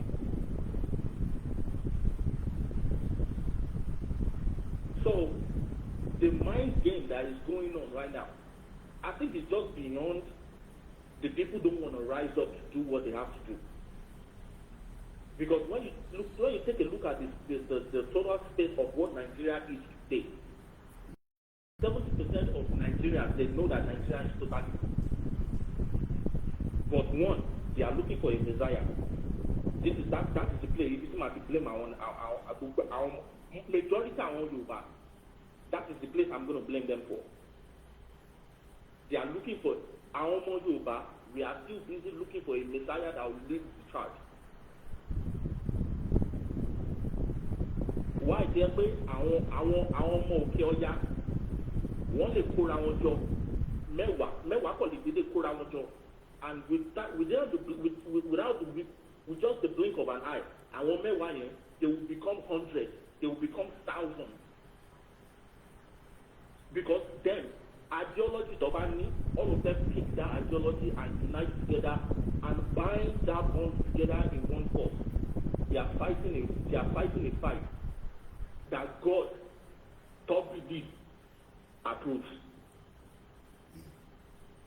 But our Yoruba, among pé a ní ìjà that is a common fight that Elédùà approves, but we are busy looking for a messiah to lead this charge.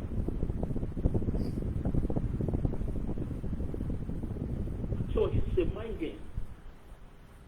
It's a mind game. I give you the biggest respect that I give you. You always mention it. A lot of people don't notice it. If I mention it, you always, every single time, you never divert your voice from saying that. The power of media, you always clamor it. You always say it every time. Support the media. Support media. Support media. A lot of people will be looking at you that this guy is just asking for supporting the media, but people don't know the mighty power of media. If you want to control a country, you don't need to control them by guns and bombs. You can control the entire narrative with media. Take a look at what is going on in Burkina Faso. If Africans did not unite and speak in one voice, look at what Americans were doing with the power of media. They were going to change the narrative. They changed it. Look at what they were saying about Ibrahim Traore. But the entire Africans stood behind Ibrahim Traore, and Africans will regenerate media. That no way, you will not overcome us on the media. We will overcome you guys in this media space. Now, when the American government and the West, when they realize that Africans are more powerful in the media now, they went further deep into Africa. What did they do? They made the media of the country to start painting Burkina Faso bad, even though Burkina Faso is in Africa. I.e., China's television. Look at what they did to Ibrahim Traore. They literally put a cartoon. They put a cartoon on the show that the military government is killing civilians in Burkina Faso. How? Where is your proof? Where is your evidence? But a bandwagon and a dingbat from Africa that don't know the power of media, or that believes in everything that comes from the media, the first thing that person will do is like, oh yeah, you see, America said it. Ibrahim Traore is a killer. That's why America want to kill him. And they'll support it. The same thing they did to Gaddafi. The same thing they did to Cameron Nkrumah. Now go back to Yoruba Nation. The same thing they did to Oloye Sunday Igboho. But ìkọ́tà wa fi lọ́kì àṣà ọmọ Yorùbá, Ọlọ́run jù wọn lọ, wọn ò rí bàbá wa mú mọ́lẹ̀. But they said tá a bá lè rí bàbá wọn mú mọ́lẹ̀, we will change the narrative in media way.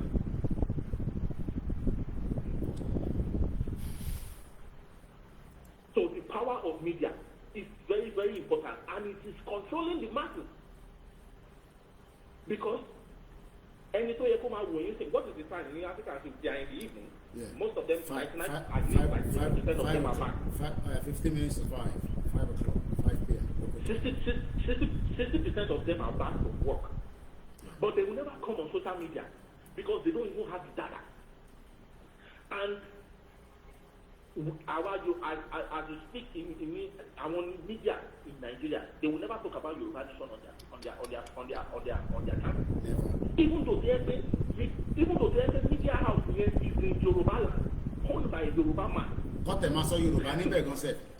Never. Exactly. Never. Exactly my point. Come and saw Yoruba never. Never. Sherry, nígbà tí mo wà ní kékeré bọ̀dá Koiki, I grew up in Nigeria. I grew up in Nigeria when I was young. That, correct me if I'm wrong, and I know you will remember very vividly. There is a channel called NTA Channel 7. Mr. Joshua. Yeah. NTA Channel 7.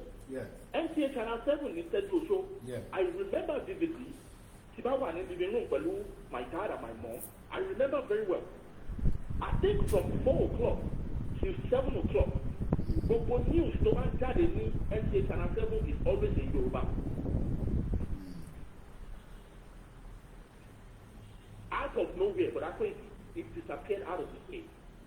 Completely gone. Like there is no TV station in Nigeria that speaks a local language from Nigeria anymore. It's all English. Why is that? The power of media. The power of media. Our ìyá tó wà nínú oko that they don't even have life anyway. Even though I won't talk about the radio, the radio stations too that's supposed to elevate the culture of Yoruba. The Nigerian government has taken over the entire state. Both TV, both radio, both social media, they have conquered the entire cyber space. Because in this 2025 and in future, slowly, it's not even slowly anymore. Cyber space is the only entertainment place now. Channel television, they have Facebook and YouTube page and Twitter page. TVC, they have Facebook page, Twitter page, and YouTube page. Every media station, every single one of them on the globe as we speak, they all have social media handles. Why? Because social media is the generation, and the future generation and more generations. And social media will get better. Television is going to like slowly wind away. But our telecommunications companies here, they are already selling their license to all these media systems. Therefore, everything is on smart TV. The Click-On, Paramount Plus, Click-On, everything is set. Google Sports is on third party app now. So they know, Nigerian government know the power of media. They go to find the grassroots, funding the movement. It is a key because since Nigerian government, if I on social media, they don't have the power of the grassroots. But that power of the grassroots, now we have launch, if they launch awareness, house to house awareness. I want to join the movement to continue the house to house awareness. So you can follow our good comrades. Talking back and law. Some of them are busy in the corner looking for a Messiah. Some of them are busy in the corner looking for a Messiah. So, but I'm Koiki. I have motive role everywhere. The issue is bigger than a cotton seller at the moment. Because of that, I will plead for our Yoruba. Our Yakubu, they are our friends. I don't hate them. See Yoruba Nation, like you always say, any of them, Yoruba Nation, if they want to come and live or do business, they will apply they will approve their visa. They will come. It can even be a visa free, but they will have a passport and an identity. They will stamp their passport when they are coming in, and they will behave themselves. Anyone, so that means behave, report it, go back to where you are coming from. That's it. So it's not a big deal. They will be our brother. Because Tabak Bali Yoruba Nation living. We cannot be buying and selling among ourselves. That's a big lie. We will have to export. Yeah. And we will have to import. Yeah. So that's the country. Yeah. We need to trade with many countries around the globe. So we export and we import. Reason that's a big program for sign 1 year. Because let me understand. That's the reason why we're talking about Trump in Saudi Arabia. Táwọn Fúlàní bá torí wọn bá pé tó bá dá carnation milk kalẹ̀ in their country Àrẹwà Republic that they have ever tó bá dá carnation milk sílẹ̀ tí àwọn health department tí Yorùbá nìkan tó bá gba milk yẹn tá bá test yẹ tá bá rí pé okay this milk it is safe for our citizens there is nothing like poison in it it is safe for our citizens okay now we can actually export our Fulani we can export to them. It is business. No business it is what it is. But and also territorial integrity of our state. We will defend it. Every citizen of the Yoruba nation will have one allegiance: the defense of the land. Every single one. Every single body will have one mission: the defense of the land. So that's how we should be. But Brother Koiki, to give somebody more people need opportunity. Like this media issue, Brother, it is taking control of all the states. And we should look more into it because they are really fighting the masses with media. What they are fighting the masses hardly. Mostly our Yoruba nation can't say from struggle. They say Beggar Wambo. They don't want to flood different narratives on the media. Ewo saying, Ewo Baba saying to voice notes. Is that not the media? That's the media work. Very media work. That's the media work. That's the media work. Create all kind of narratives. Oh, let's send this individual out. Let him go paradise this corner and let people start thinking otherwise. It's a war. It's a war. A war is àwọn èèyàn mọ̀ pé ogun àti wà ní ogun ọ̀rẹ́dì àwọn èèyàn mọ̀ pé àti jagun báyìí àwọn èèyàn rò pé bàtà bá kó bọ́n síta tán yìnbọn àti wà ní ogun ọ̀rẹ́dì àti jagun in the last 5 years serious war là ń jà serious war àti wà ní ogun ọ̀rẹ́dì àwọn kan try láti pin wa down àwádìí láti unlock pin yẹn ngbẹ. This is one thing that people don't really understand. The hardest war to fight, it is not the war on the battlefield. The war on the battlefield is one of the most easiest wars to fight. Why did I say that?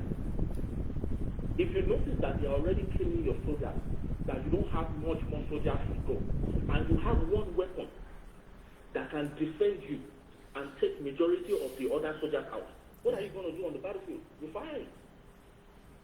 You fire that weapon. Kí America ṣe fún Japan in World War the bombing of Hiroshima? Why did America do that?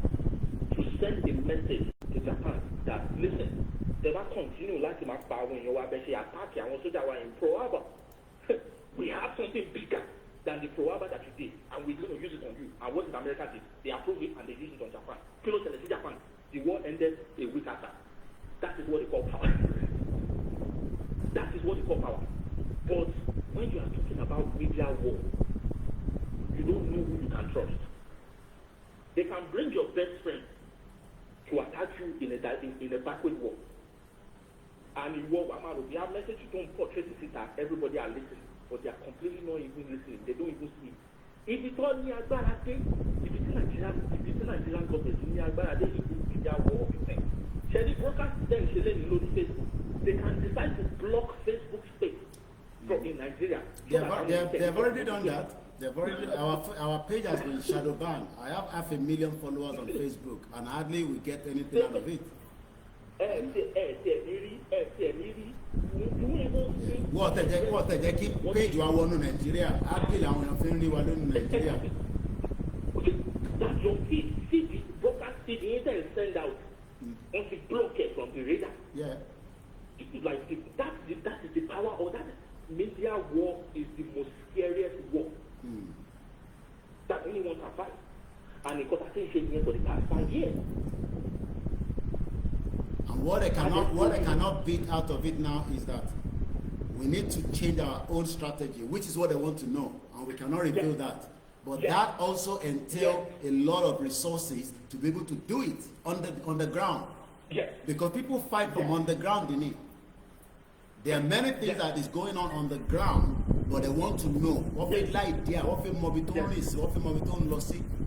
Every day I'm in contact with every part of Yoruba land. Every blessed day, possibility Mombasa or Yoruba land. Every day. But what they want ambassador because I'm not going to go to I want come on listen what any phone. The people very often powerful continue sorrow, but one bashel on this side. So you're not saying better, but it's ready. She rally no come because kill a go to lay. What a month go to lay. Thank you. Okay, shame it Timon walkie talkie. Eric most stupid. Exactly. Shame that I will go around anywhere, Ninu Bobo Biteba law. I want to draw to Donald Trump on the walkie talkie. A very long way consenting. Talk about it, talk about communicate. She phone one of my people communicate. On go connecting, come on, let's see one. You make a change in what we say to me, what pin and money, it's a parapata. So they're concerned, they're worried. You know? Undercover iPhones, they go woman low. Undercover iPhones.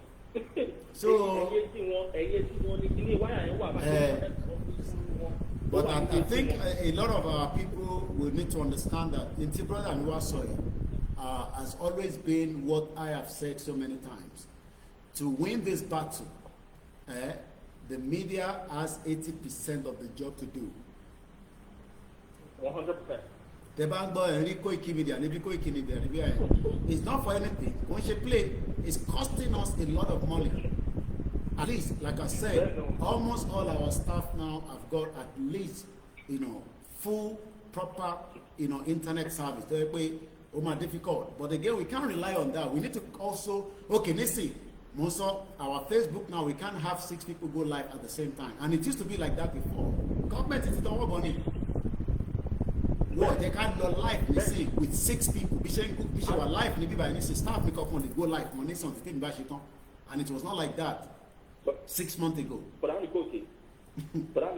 Before I leave, let me chip in this. You will be shocked. You will be shocked simply for the past 5 years, from the past 6 years, certain clamor for Yoruba nation. Certain mention. You will be surprised that there are some people in Yoruba land that don't even know who Koikimedia is. There's no doubt about it. For the past 6 years, you will be surprised. There are some people in Yoruba land. So if Yoruba family want to speak Yoruba fluently and very well, they were born and raised in Yoruba, the language. Yeah, all the time. On social media, Yoruba nation. Yeah, I'm at Yoruba nation on Facebook, on YouTube. I don't go see. I'm wasting time. They have no idea. They have no idea who Koikimedia is. They don't have any clue who Koikimedia is. Because of that, they say, "How about take over the state? We will take over the grassroots." You can't beat grassroots alone. You cannot beat grassroots alone because everybody has seen their Thank you so much. For all your good work. That is Omo Onumila, all the way from the state. Well, no time is wasted any time on this platform. It is more than a media warfare. Buhari IDB Abacha coup d'etat took place over the radio station. And right there and there, everybody stay in the house because nobody knows what's going to happen. What they're doing now, nothing more. What is the move? You're telling people to come out for the rally, and Baba is saying that this is going to be the final rally. Do you understand what that means? I don't think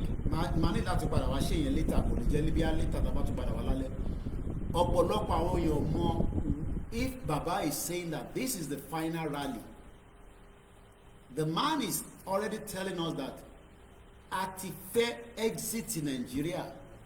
That is what it means. But interfere pé kawa la gbogbo e mole ká má ṣàlàyé yẹn nígbà tẹ́ pé an la ẹja àfikún kan tó wà nínú ẹja ni. We should understand. And we are dealing with monsters that wants blood. Wọ́n fẹ́ mu ẹ̀jẹ̀. Àwọn ọ̀rẹ́ fẹ́ ìtàjẹ̀ sílẹ̀. But we have to prepare for such. If you think that Tinubu is not going to attack us when you come out, you are fooling yourself. Because the agenda of Tinubu is that he wants Nigeria to maintain until 2031. Tom Afishi's 8 years ago. Why do we have to wait for that 8 years? We don't have to. So thank you so much, Omar Mila. Abiodun George, brother Shigoni. So let me leave it as it is right now, and then we'll come back again because, like I said, I have to prepare for some other things. What I wanted to talk about, I've been able to cover at least, half 1 hour straight out of it, which is Trump and Saudi Arabia. They've done a lot is still going on. And let me quickly update, coming from Reuters as we speak right now.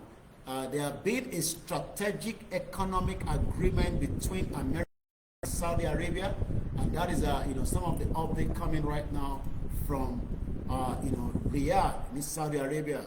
Trump left with many updates 7 minutes ago. Al Jazeera. Okay, I think I should go straight to the White House. I think that will give us, at least some kind of. This is President Donald J. Trump, the White House fact sheet.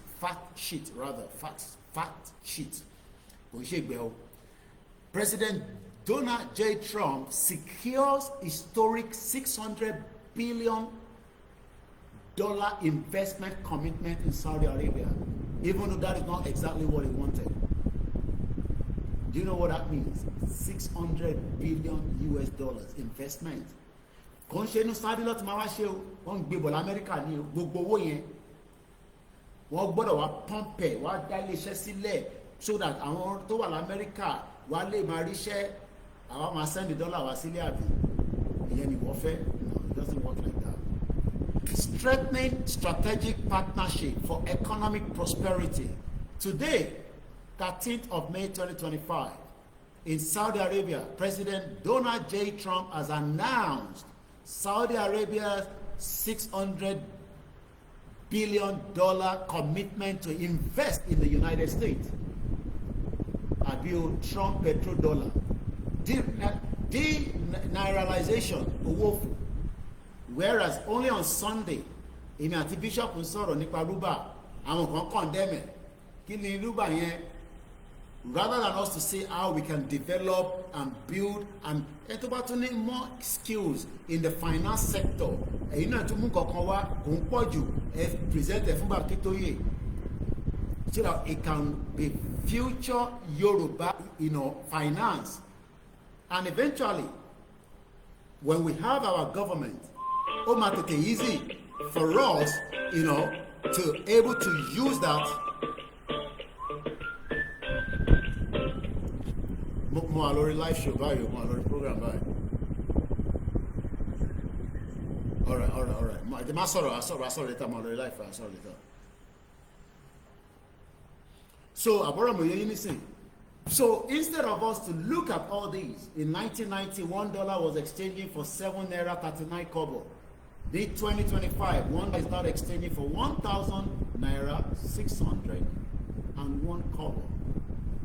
Bẹ̀rẹ̀ wọ́n ṣe ná coins ní Benin Republic níbẹ̀ yẹn nígbà tí mo ṣe travel lọ bá Bàkítóyè over the weekend. Wọ́n ná coins ní Benin.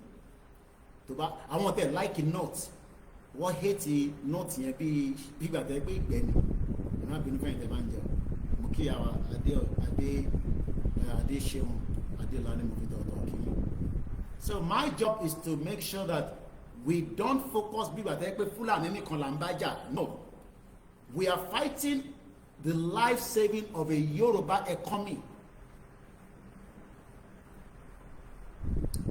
Kí àwọn kan tó fẹ́ jáde nínú deal tá à ń sọ èyí tí Donald Trump lọ ṣe for future generation, àwọn èèyàn lè máa sọ pé àwọn ní future, kò ń ṣe wọ́n tó ń sọ pé wọ́n Nigeria future wa, because Donald Trump náà ní wà ń bẹ forever, but he's putting things and laying things down fún àwọn ọmọ tó máa bí àtàwọn tó ti wà níbẹ̀. Let's take it one time again. Strengthening strategic partnership. Màá kọ́ push it to 3 hours. I need 30 minutes. Kò ní kọjá 3 hours yẹn. Strengthening strategic partnership for economic prosperity.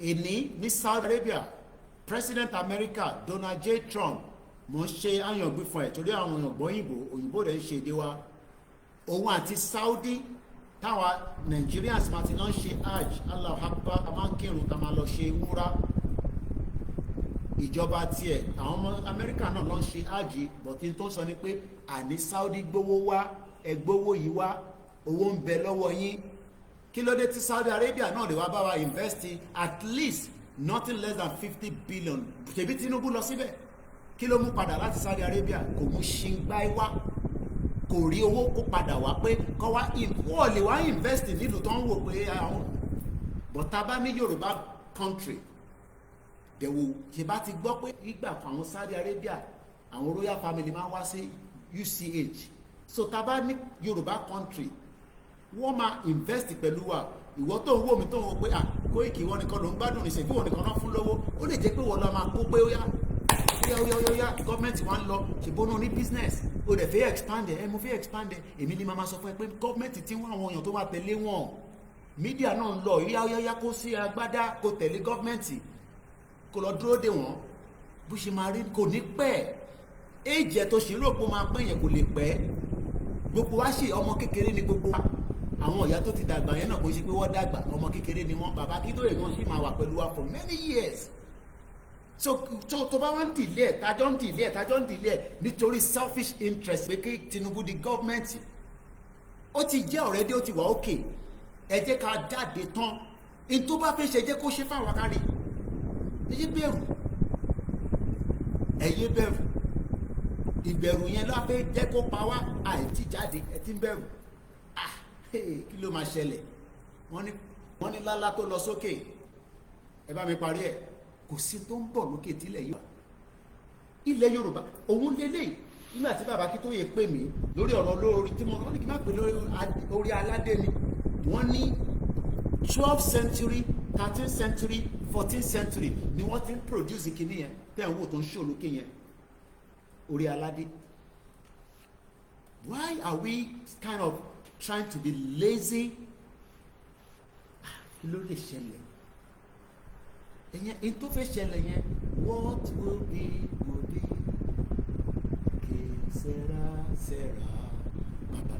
bàbá 90 years old ó ní òun ti ṣe tán òun ti rẹ́dì ìwọ wọn ní àìsí rẹ́dì ta ni wọ́n tó máa sọ fún apá ìtì rẹ́dì àwa máa dé a máa dóòdì lẹ́sẹ̀ ni a máa fún ní support yẹn ni ṣe rally la máa fi gba country just to close it down ó ká jókòó ti diplomacy UN fúnyàn ní country ẹ̀yin lẹ máa lọ jàyàn ẹ̀yin lẹ máa lọ make in ti country yìí máa fi jáde kúrò nínú ìlú yẹn because àti bá ìjọba sọ̀rọ̀ kò dáhùn Tinubu olórí ẹ̀rọ orí ẹ̀ nígbà tó lọ sí south east tó ṣí orí ẹ̀ ṣé yẹn la máa dúró dè ṣé Tinubu yẹn la fẹ́ dúró dè mo ní mo fún ní 30 years ilẹ̀ Yorùbá ṣì máa exist bó ṣe ti exist ní 12th century 13th century 19th century lọ create Nigeria ṣé mi máa bẹ̀rù who the hell is Tinubu ta fẹ́ bẹ̀rù ẹ̀ kò ní kú mọ́ ni no mo ń bèrè lọ́wọ́ yín àwọn sójà tó fẹ́ kó jáde yẹn wọ́n ṣe ìyàn kan ni wọ́n ni yes wọ́n lè ti train wọn dispute yẹn wọ́n lè kó bọ́n lé wọn lọ́wọ́ dispute yẹn gbowó ọ̀pọ̀ tó wà in numbers àdẹ̀fẹ́ jà bọ́tọ́ bá dẹ̀ sọ pé àwọn fẹ́ sọ dìjà kọ́ lọ bèrè tí British àti Irish tó ṣẹlẹ̀ láàrin àwọn méjèèjì ṣe ìṣọ́ra yín ẹ̀yin olóṣèlú tó tẹ́ ń pera yín ẹ fẹ́ ká fi gbogbo ẹnu sọ̀rọ̀ ni mo ti bẹ̀yìn ẹ gbọ́ ẹ wò mí dáadáa ẹ gbọ́ tí bàbá bá ti release àwọn ọmọ yẹn ò ní gbọ́n kankan mọ́ ara kan wọ́n ń bú wa sẹ́yìn gidi pé kí ló ṣẹlẹ̀ gan Koiki táwọn ọmọ ẹ bá jáde wọ́n lè jẹ́ 10 wọ́n lè jẹ́ 50 wọ́n lè jẹ́ 200 wọ́n lè jẹ́ 1000 wọ́n ní gbọ́n kankan mọ́ especially tí bàbá ti nígbà tá a bá ti jáde bẹ́ẹ̀ fún wa ní Yorùbá nation àwọn ọmọ tẹ́ ń wò yẹn ẹ ti fìyà jẹ wọ́n ẹ ti ní wọ́n lára ẹ ti oppress wọn ẹ ti molest wọn wọn ní gbọ́n kankan apá yóò ní ká wọn apá yóò ní ká wọn and I mean it. I am behind the scene. I am making calls, I'm seeing them as they are preparing every day across Yoruba land. Ó lè ní pé rà ní pọ̀ tá bá jáde ìwọ fi sílẹ̀ wọ́n ti kọ́lé yìí. Tá bá jáde bí bishop ṣe sọ ẹni tó bá bí fàdé ẹ̀dá kò ní à ẹ̀yin Yorùbá nation yẹn ń disturb wa èmi kọ́ ni máa dá yín lóhùn. Èmi kọ́ ni máa dá yín lóhùn àwọn tó máa dá yín lóhùn ẹ̀ ríran wò.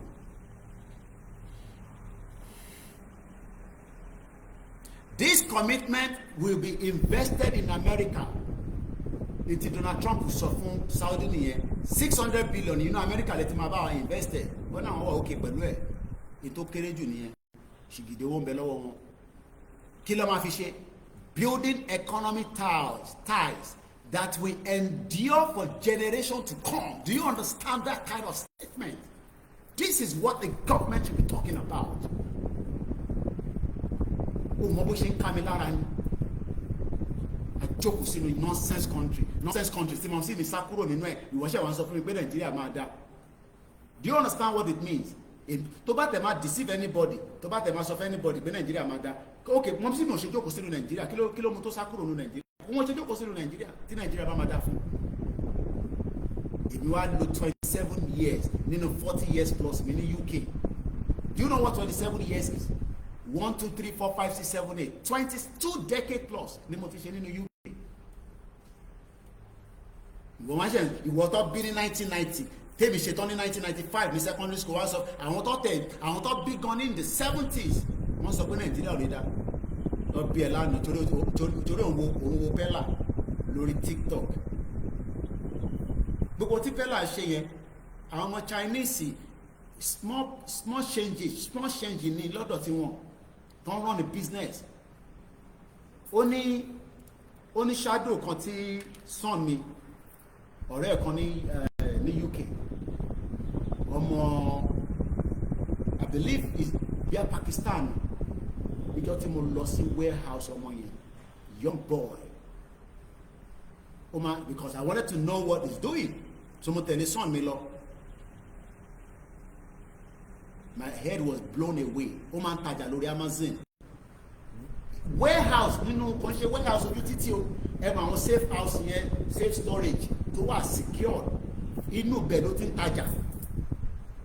Tó bá rí Audi tó ń lò.